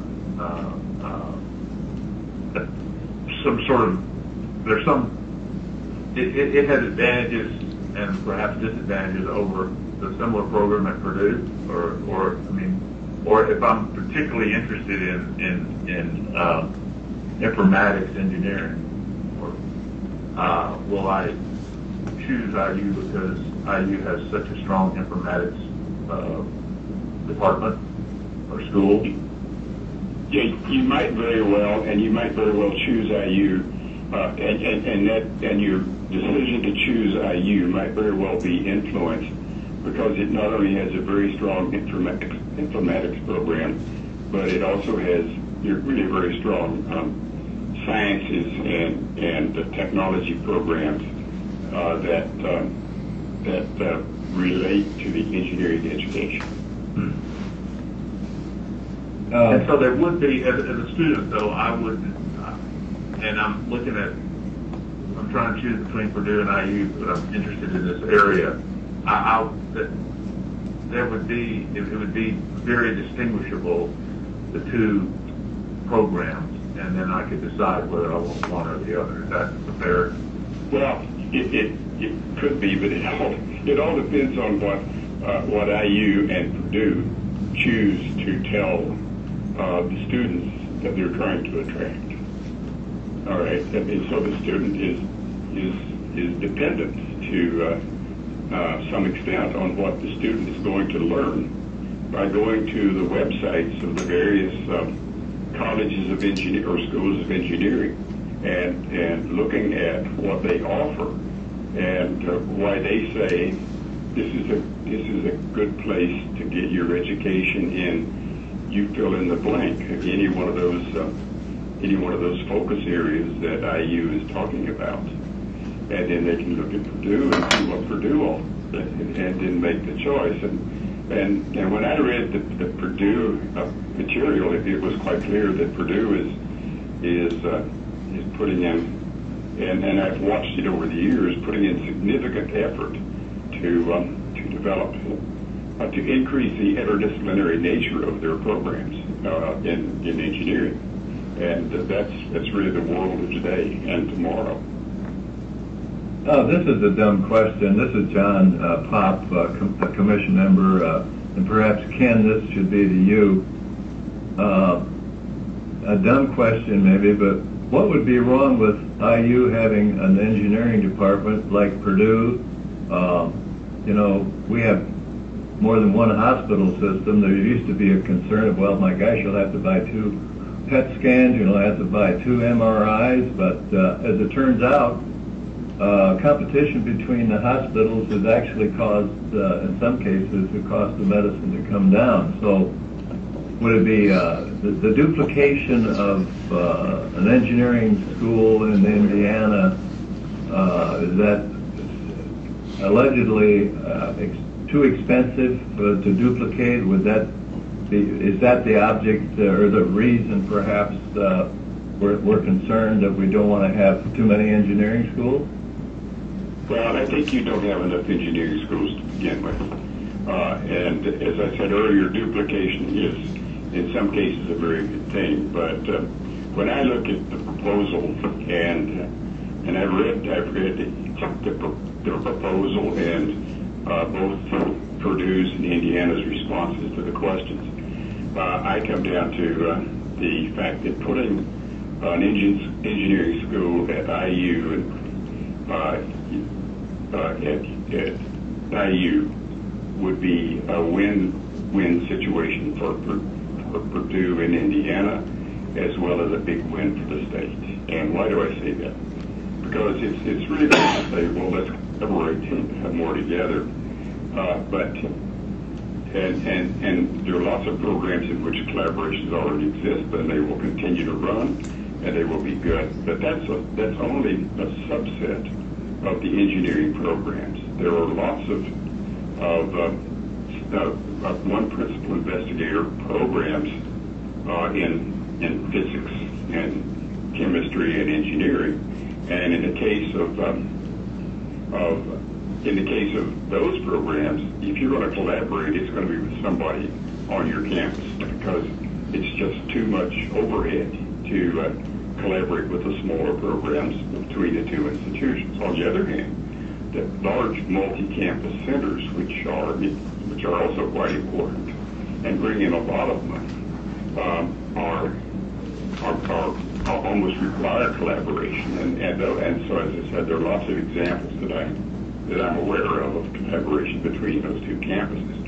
So but putting a group of engineers and engineering faculty and students at Indiana University is a win for Indiana University, because the science and technology people on that campus and the students on that campus will benefit enormously. And I think if you ask the faculty or just read their proposal, they're going to tell you they need it, okay? Well, it's much, much easier for Purdue and IU to form strong collaborative bonds that really last if there are more engineers on the IU campus. As far as the state of Indiana and the upper Midwest is concerned, they simply need more engineers. More engineers are needed. And if you look at the U.S., the U.S. is not educating enough engineers today, but that's not unique to the U.S. If you look around the world, every developing nation needs to educate more engineers. A lot of them do not have the infrastructure to do it. And then a couple that just leap out at you that are trying to develop are China and India. And they don't have the engineers. They just need more engineers. So that's why I think it's a big win for the state of Indiana. And people might worry about you're going to flood the market with engineers. I don't think so. Not anytime soon, because engineering is becoming increasingly important in all kinds of disciplines that we would never have thought about 30 years ago or 40 years ago. You can do about anything if you're a good engineer. This is Teresa. You better be. This is Teresa Lovers with the Commission, and I wondered if you would speak a little bit to the nature of collaboration in terms of drawing down federal research dollars. One could argue that Indiana, and I think it's been a blessing for us, but we're a relatively small state to have two really highly intensive research institutions, and it's certainly helped our economy in our state. But the nature of competing for federal research dollars, and is this an advantage, or could this be a challenge as two Indiana schools would be competing for federal dollars? I would view it as a big advantage, right? Because if you develop the strong ties between those two schools, all they have to do is get another couple of institutions somewhere in the U.S., and then they can go for big multi-year grants. But without that, those grants are just not available. And if I read the numbers in the Anita Jones and Eric and Anita and Jim Duderstadt, it made some comment about the research budget grants and contracts on IU campus was like $117 million annually. And if I looked at the College of Engineering in Madison, I don't know what it is today, but it was well over $150 million just in the College of Engineering alone. This is Chris Lamoth. I'm a commission member, and I would say that all of the comments Al made about not being an engineer and not having memory just double that for me. But I guess I'd like let me comment about where I'm struggling, and see if Dr. Pearcy has a comment on this. I'm very attracted to the idea of scientific discovery and engineering discovery, and there's no question in my mind that it's been going on for quite some time. It seems to be accelerating this intersection of science and engineering, and I absolutely believe that is going to be critical in the jobs of tomorrow, particularly the high-wage, high-skilled jobs of tomorrow. So I'm very attracted to that. My concerns more are in a perfect world. It makes absolute sense. And a perfect world being one where there's plenty of resources. One of my big concerns in all of this is that higher education nationally, I think, is in crisis. We're declining in our rankings across the board internationally. The cost of higher education is extraordinarily high and is outstripping even middle class ability to afford it. And as a percentage of university operating budgets, state support, for instance, in Indiana, which still continues to grow every year, is a declining part of the overall budget for universities. And I think my big concern is, can Indiana afford two universities pursuing engineering versus some kind of a collaborative model? I do think that there's phenomenal opportunity and very bright people at IU to engage at that intersection of engineering and science. But my concern is,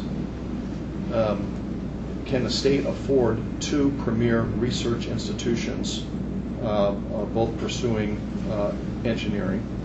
There's no question that if you get started in engineering, it's going to grow.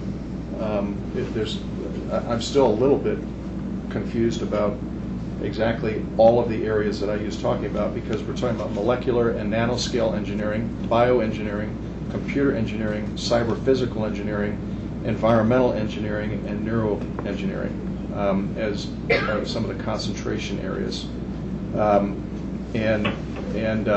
So I guess the question that I might pose to Dr. Pearcy, with the experience that you have understanding what's going on nationally with schools of engineering, is the cost equation. It is not a cheap proposition to get into well-done engineering disciplines, and the cost to students, the cost to the public, the cost to the state through tax dollars that are contributed. Those things I really am concerned about. Not so much the scientific discovery part or the participation. I like that, but I'm worried about the scope and the cost of something like this, and the direction that higher ed is going in terms of cost of higher education. Well, that's a fair concern. So, but first, let me say, you can call me Paul. That's perfectly all right. I actually, you brought up two very different points. One point was that that the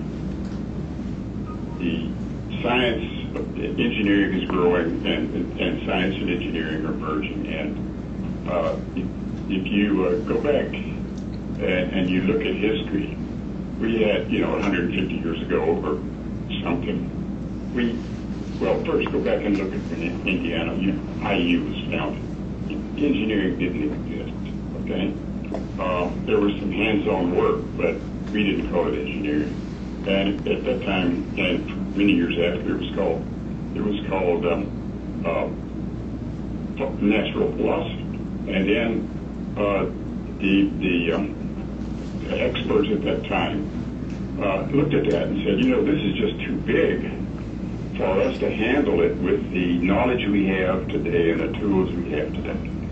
So they pulled out physics, and then they took a look at that and said, well, that's too big. And so then they pulled out chemistry, and then they pulled biology out of chemistry. And then they took those parts of natural philosophy, and they took physics and broke it into many, many disciplines, and they're still adding more. And then they did the same with chemistry and biology. And then they pulled out all the applied part, and they called it engineering. All right, they set that off to the side. So you track on, and even by World War II, engineering was a practical. It was not based on science as much as looking things up in the handbook. And even when I graduated from high school in the mid-1950s, it still was very much a practical.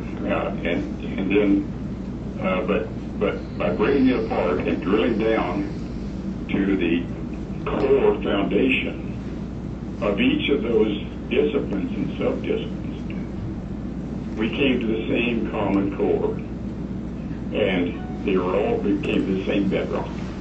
And so I look at the last century as a century of disintegration. This century is a century of integration.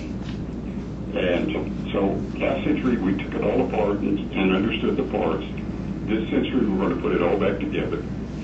And that's why you need engineering on any comprehensive research university campus. And you'll notice in that proposed by IU, they're the only one without it in their peer group. But then the other question you asked was a question about cost. That's a problem. And that's a severe problem. And that's a problem of letting the institutions just price themselves out of the range of the average individual. And truth be told, you could have huge efficiencies if you took a hard look at higher education in the nation. And Wisconsin is going to find out how much efficiency they've already said they've been budget cuts, and unlike Indiana, the state contribution to Wisconsin continues to go down, and this next biennium, it's going to drop by $250 million, and Wisconsin will survive. Right? They will try to figure out, and will succeed in figuring out how to run a much more cost-effective, efficient operation. So, having said all that, I think a really big question is: can Indiana not afford to have two engineering programs, one at Purdue and one at IU? And I think the challenge that you are going to need to give them is get these costs under control.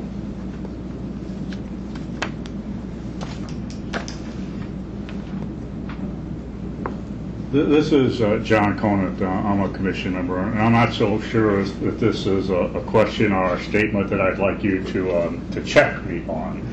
As I've thought about this issue, to me it's come down to questions of specialization and scale versus scope. And I've done some work on mergers and in the educational realm and in a number of other realms. I've reached the conclusion that duplication and the reduction of duplication that comes with mergers almost never are what people expect they are. And in this technology, I think the conclusion I've reached is that the advantages of a scope that would be created with the addition of these programs to Indiana are more valuable than any possible economies of scale that would accrue from concentrating greater numbers of engineers on the Purdue campus. I think that the interdisciplinary nature of work gets sometimes becomes less practical when you're in a very large unit of very specialized people dealing in a very narrow area of a discipline, and that the generation of ideas and the development of those ideas works better in this state of technology where the number of disciplines that you're working closely with is expanded. And so I've kind of come down to the conclusion that the scope is more important than the scale here, and I'd like you to respond to that. I would agree with you. The scope is more important than the scale. And I think it's designed to be pretty agile.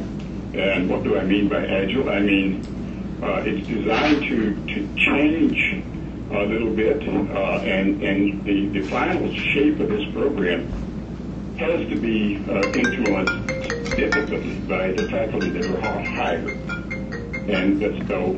And I think I agree with you that it's that the scope is more important than the scale. I don't think it has to be large. And I think starting out with a faculty of 25, building it up to that, and starting out in 3 or so or 4 maybe.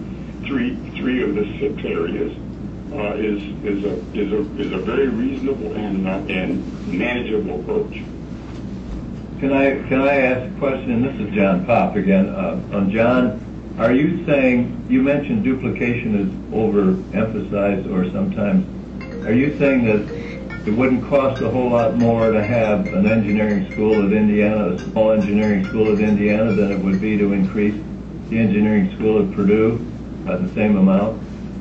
I'm saying that in general we overemphasize that cost advantage, and that my expectation would be that the economies that you might get by increasing the scale at Purdue are going to be overweighed by the economies that you would get by increasing the scope at IU. Okay. Paul, this is Chris Lamoth again. I think what I heard, and I agree with it, is it's a better return on investment. Right.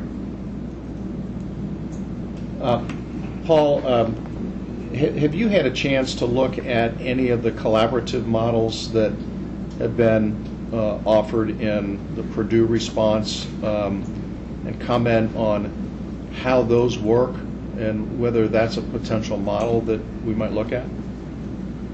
I don't. Let me tell you that I have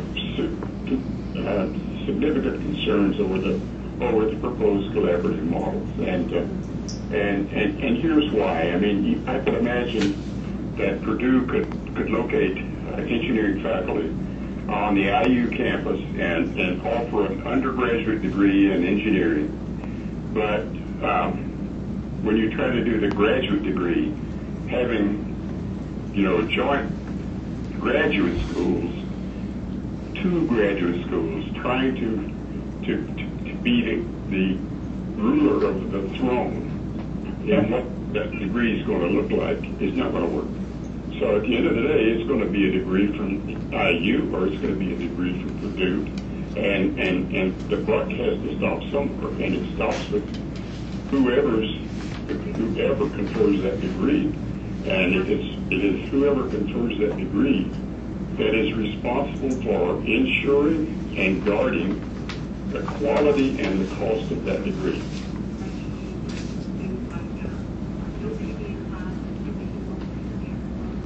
Dr. Pearson. I'm sorry, I can't quite hear you. That's the answer to that question.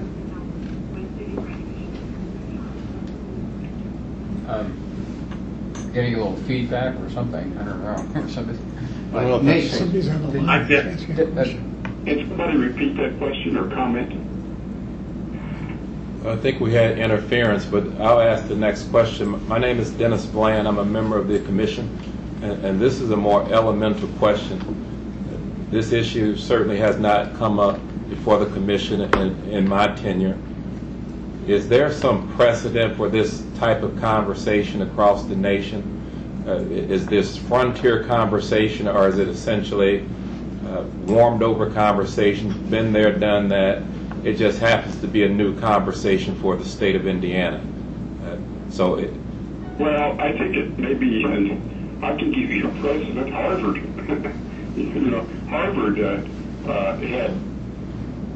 didn't have a school of engineering until fairly recently, and there was and they had MIT just across the street, and so that was. I mean, Harvard wrestled with this. And should they do it? At the end of the day, they said, yes, we have to do it. And MIT's comment was, well, you can always, what did they say? The president of MIT said, you can always count on Harvard to get the right answer. Sometimes it takes 200 years.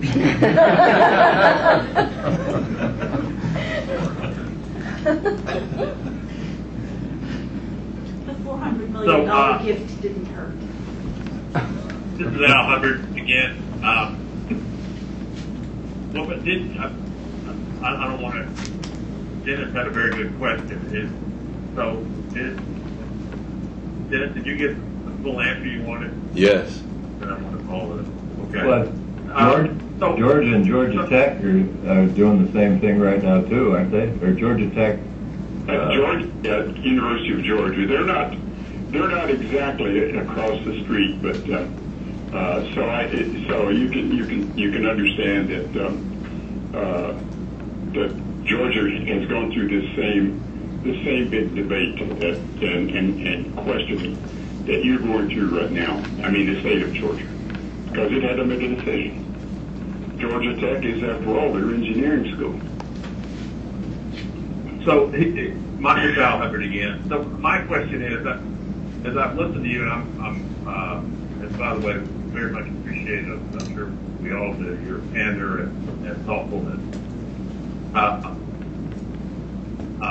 But in listening to you, you have to conclude that you believe very strongly that what IU is proposing would be beneficial to our state. And you even went so far as to say it'd be beneficial to Purdue in addition to IU. So what's the strongest argument against IU's proposal? Well, I think the strongest argument against it is the big argument against making big changes in higher education. It's called tradition. Purdue is the engineers and Indiana's medicine. There. But the tradition of your state is to put your engineering at Purdue, and to put your liberal arts and sciences, which is now looked at liberal arts, at IU. But if you look at what the thought leaders of today are saying, they're saying, look, engineering is a liberal art of the 21st century. And then I guess you ought to ask yourself a question.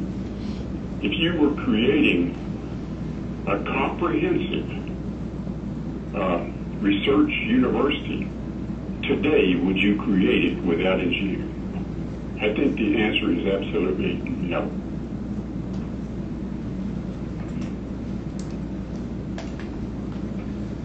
And just to piggyback on Chris Lamo's earlier question. So if this all happens, is the net cost to the state of our state for producing an engineer going to be higher because we now have engineers being produced at both IU and Purdue? Did you ask, are the Purdue engineers still going to be hired? No. The net cost of producing an engineer is going to be higher for our state if you have engineers being produced. not per engineer. No, it shouldn't be per engineer. But the net return on that investment in tax dollars from the businesses that hire these engineers should be higher. But because there are more engineers? Because they're going to grow their companies. Well, and that assumes that all these engineers who are graduating stay in the state, and our experience is that many of them don't. Your experience is what? Many of them do not stay in Indiana. They move to other states, other opportunities, other companies that are creating jobs that may not be being created in Indiana. That's the experience of Wisconsin. You find that about 50% of the engineers stay in the state of Wisconsin. About 70 or 75% stay in the upper Midwest, so you can read that as Minnesota, Wisconsin, Illinois, Indiana, Michigan. Yeah, well, this is John Poprigan, and I in reading the materials, a common theme throughout several of the letters is the fact that we are short of engineers in Indiana, and specifically in the south, I guess southwest and central south, Crane and some other places so we have our own shortage in Indiana, and whether they stay or not, of course, that's another issue. That's another issue. What Wisconsin finds is a lot of them come back. You know, they want to look at the big world, but then they come back later. You can't get cheese out in those other places. It's not as good. It's not as good.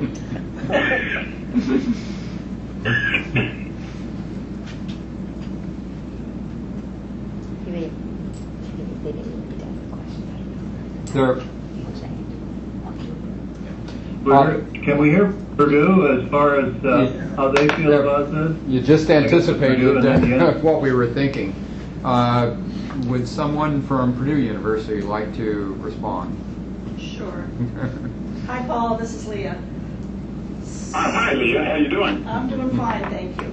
I think what I'm going to say is that although Paul and I have known each other for a long time, we've both served as deans of large engineering programs. I'm respectfully going to disagree with most of his opinions, and I think it is important to recognize that you've heard the opinions of one respected engineers, but there will be differences of opinions depending on which engineer you talk to, which dean of engineering, from which university, from which discipline their expertise has been in, what their focus has been as dean.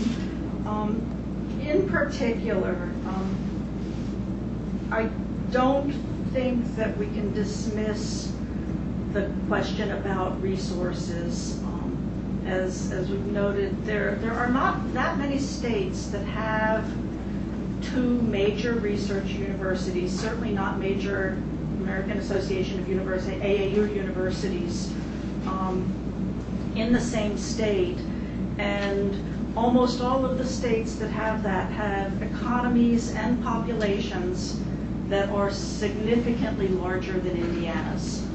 And so one of the ways that the state of Indiana has been able to support higher education in the state has been through the mission differentiation. The discussion about enhancing the nature of collaboration on potentially both campuses, I think you can very quickly take that point and say, by that measure, would Purdue benefit from having a medical school? And I think that although that gets said in jest pretty often, I think there's actually a lot of truth that it is an analogous situation, that there are some disciplines where there obviously will exist on both campuses, and liberal arts being one of those. And I will be probably, if anybody ever said we should get rid of liberal arts at Purdue, I would probably be at the front of the line protesting, because we're not going to graduate good engineers if they are not also well educated, in history and communication and language and arts and educated to be citizens. And so there are some areas where obviously there's going to be duplication, but I think there have historically been some areas, and in Indiana that has been largely engineering, agriculture, law, and medicine, where the mission differentiation was made as an explicit decision because of the cost of offering programs in these areas. And so I think that there is relevance to the financial argument. Do I agree that higher education as a whole has to come to grips with the cost of higher education? Absolutely. And I guess I would just simply say that I think Purdue's president has probably been one of the most articulate national spokespeople on that. And we're seeing a lot of attention to that. At the same time, it does make us acutely aware of the fact that there are not unlimited resources. Will there be competition in the state for resources? Absolutely. I mean, I would simply note that last year, in the last budget cycle, there was a line item in the Purdue budget to help support expansion of engineering. It was not funded.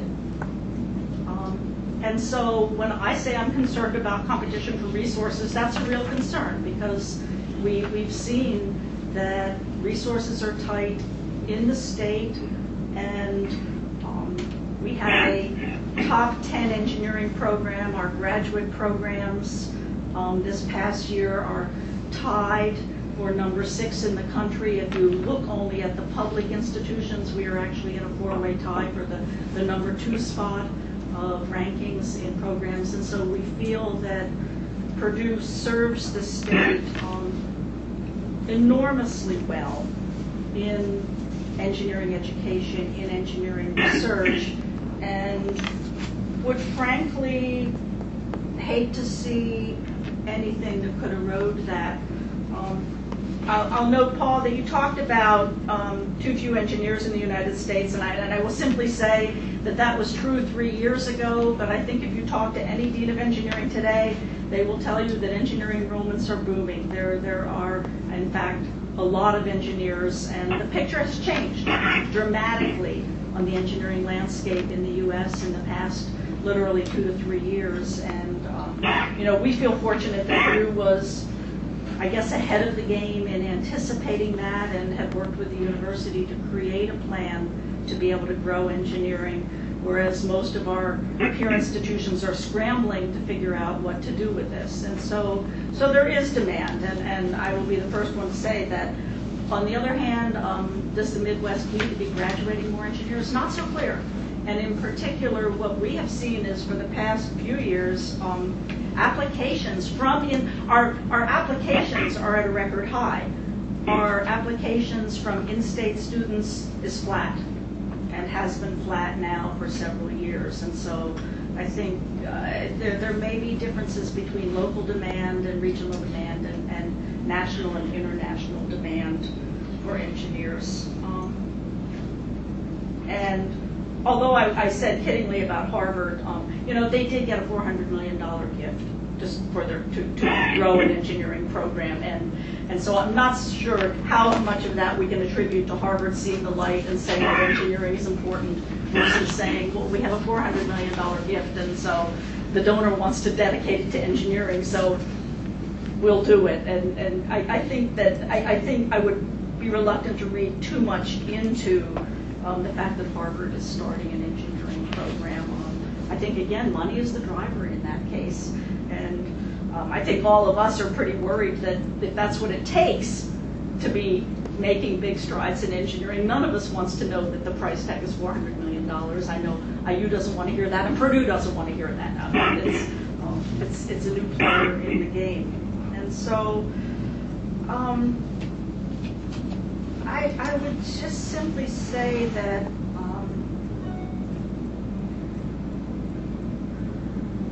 there are opportunities. I don't think anybody thinks that the more collaborative approaches are easy, but do think that the potential benefit is far greater. And I think that the odds of collaborating are high if we enter into this with a spirit of collaboration from the outset, and that can be a win for everyone. I honestly don't see that win will happen by simply creating a second separate program and saying, well, there it is. How does that benefit the state? I do not see the case for that. It might be appropriate now to follow comments from Purdue by comments from IU. And I think Lauren Vogel, provost of the Bloomington campus, would like to say something.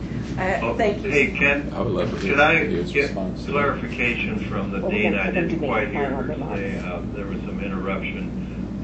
She's saying that in the last 2 years there has been a slowdown in the engineering.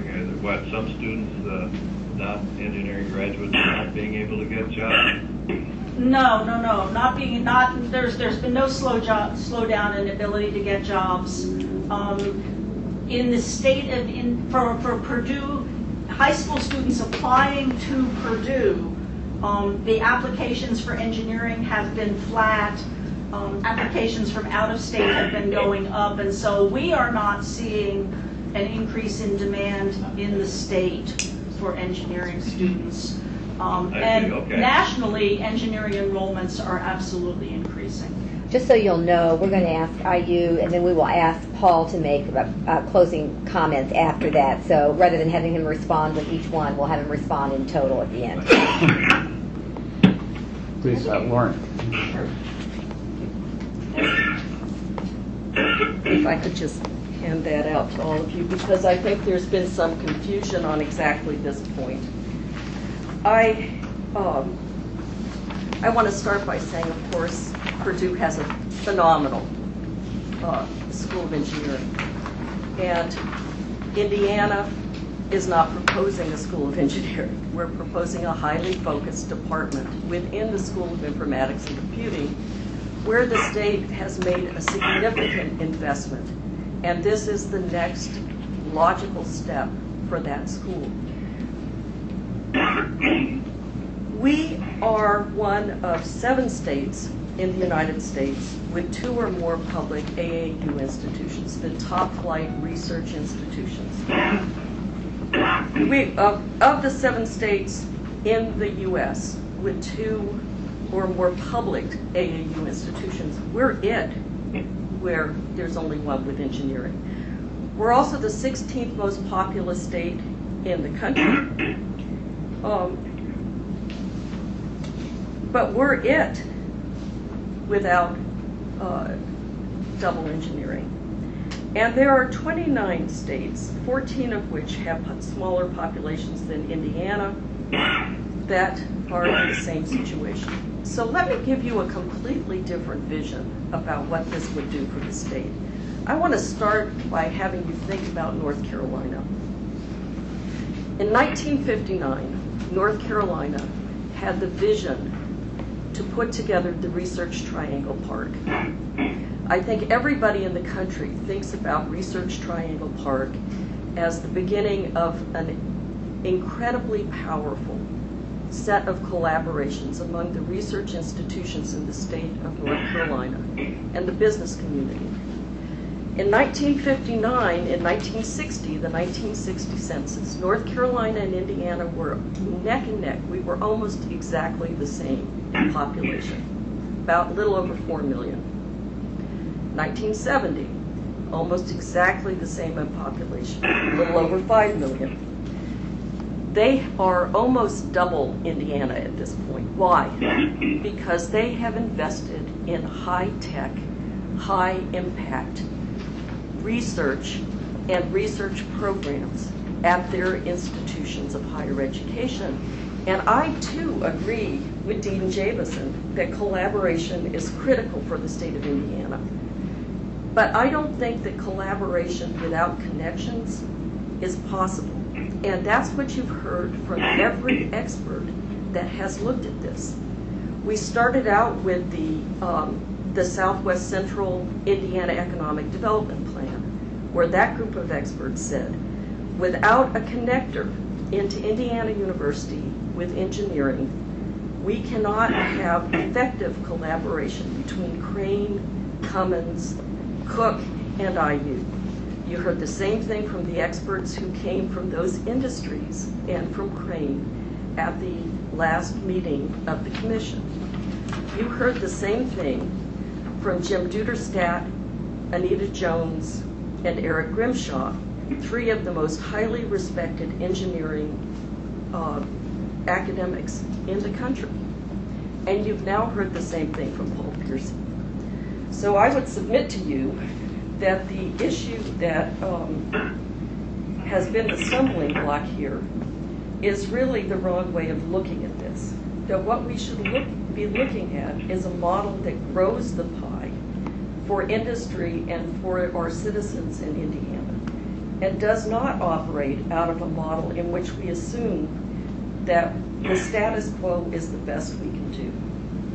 Indiana is moving forward to try to meet recognized and articulated needs put out by our business community and by Crane and our military. And I think the commission, I would hope and expect that the commission will support us in that effort. Thank you. Paul, would you like to respond to those last two comments, the comments of Purdue and IU? No, I have no comment. In fact, I'm going to need to sign off soon.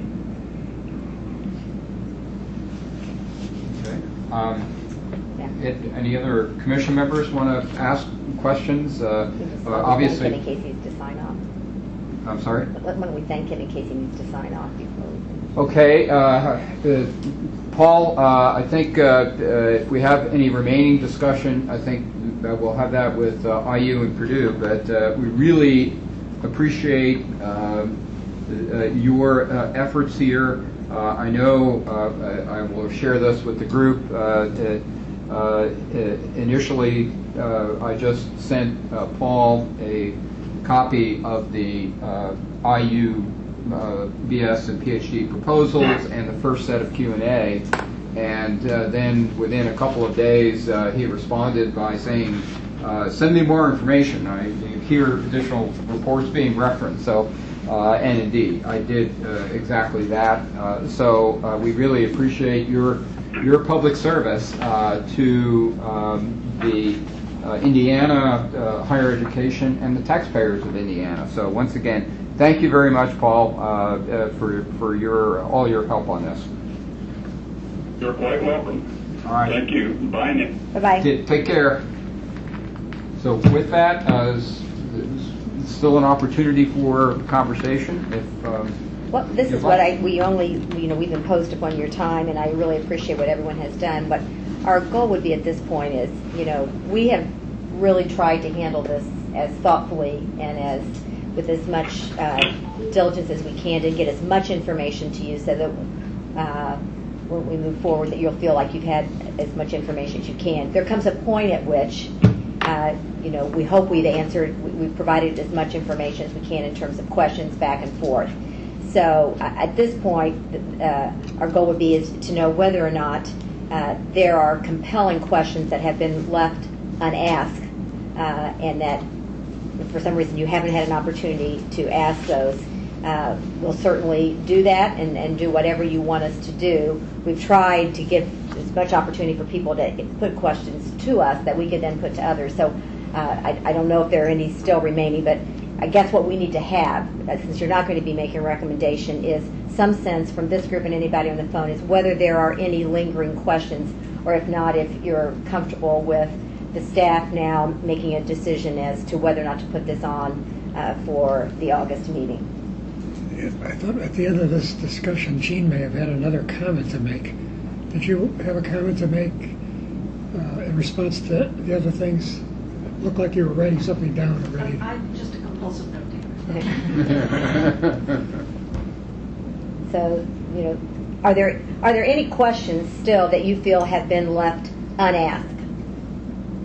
Hey, Teresa, Al Hubbard. I don't think this is that. I'm curious to know what IU think Purdue's proposal for the name of their degree or Informatics.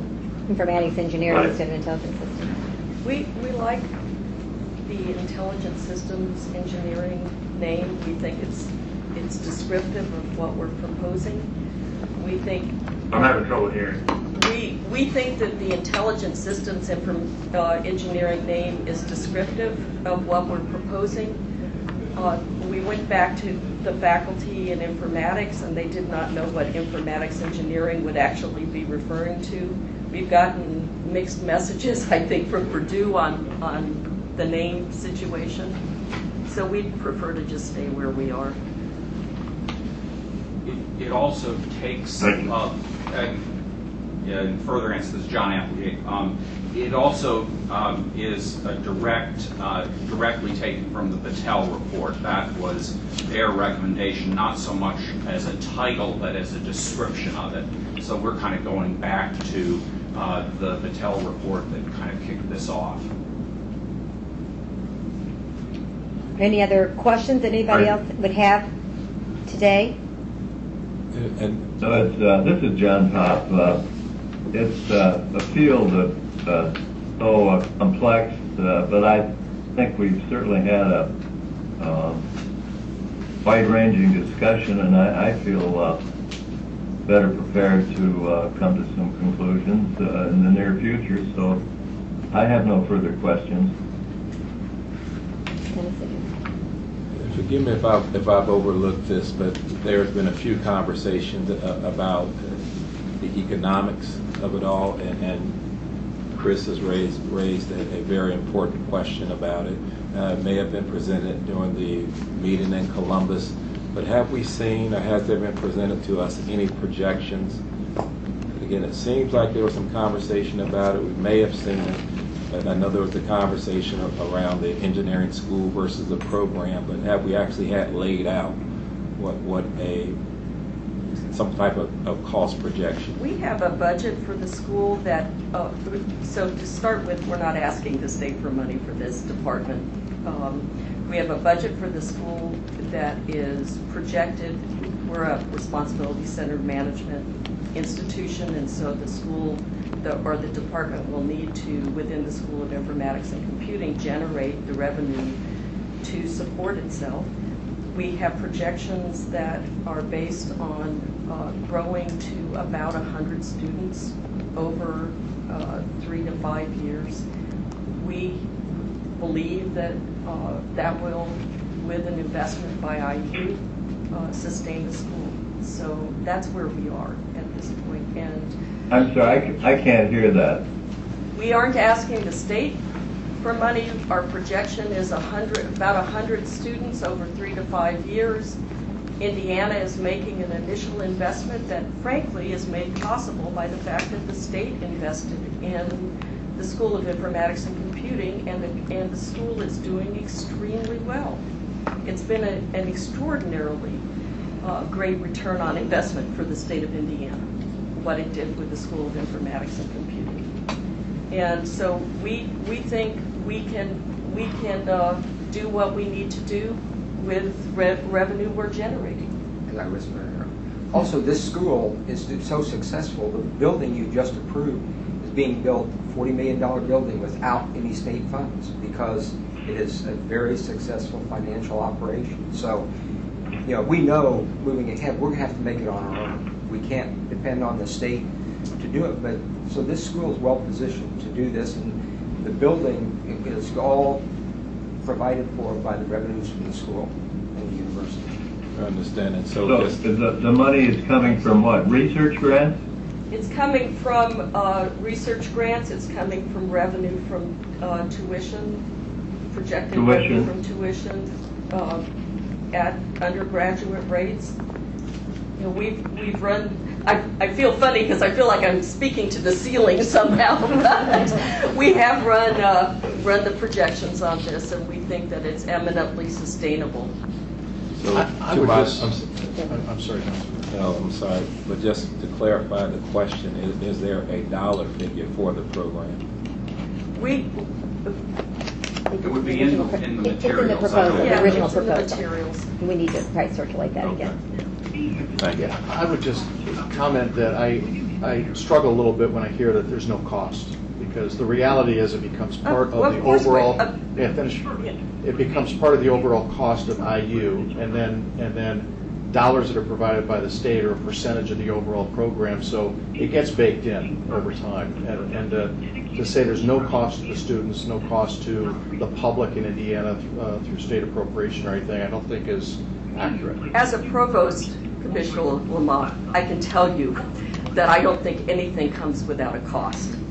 I do think the cost is worth it for the state of Indiana and for Indiana University in the increase in what we'll be able to do with federal research funding, in the ways in which we can help the state's businesses, in the ways we can help Crane, in the economic development for the state, in the opportunities that will be available to students in the state.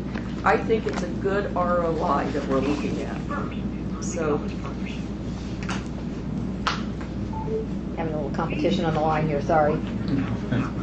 Any final comments from any members of the commission? We're getting some interference. Yes, we are. from some- They must think it's time for us to conclude. If any of you would like to offline, contact either Ken or me, and if you have any other concerns, we're going to operate with the assumption, unless we hear from any of you within the next 24 hours, I would say, that we have provided answers to questions and tried to been responsive to the issues that were raised. So if that's not the case, won't put you on the spot right now, but I would ask you that you let us know within 24 hours. Does that make sense to everybody in terms of a time? Yeah. I'd like to make a comment, and whatever is decided, I just want to express it as a member of the commission, sincere appreciation for the universities, for their presentations, and the thoughtfulness around it. And then secondly, I just want to express appreciation to fellow Commissioner Chris Lamote for even saying in our last meeting that, I just really don't feel comfortable about it. Is there an opportunity for us to have further conversation? And I think this has been beneficial, so thank you very much for that.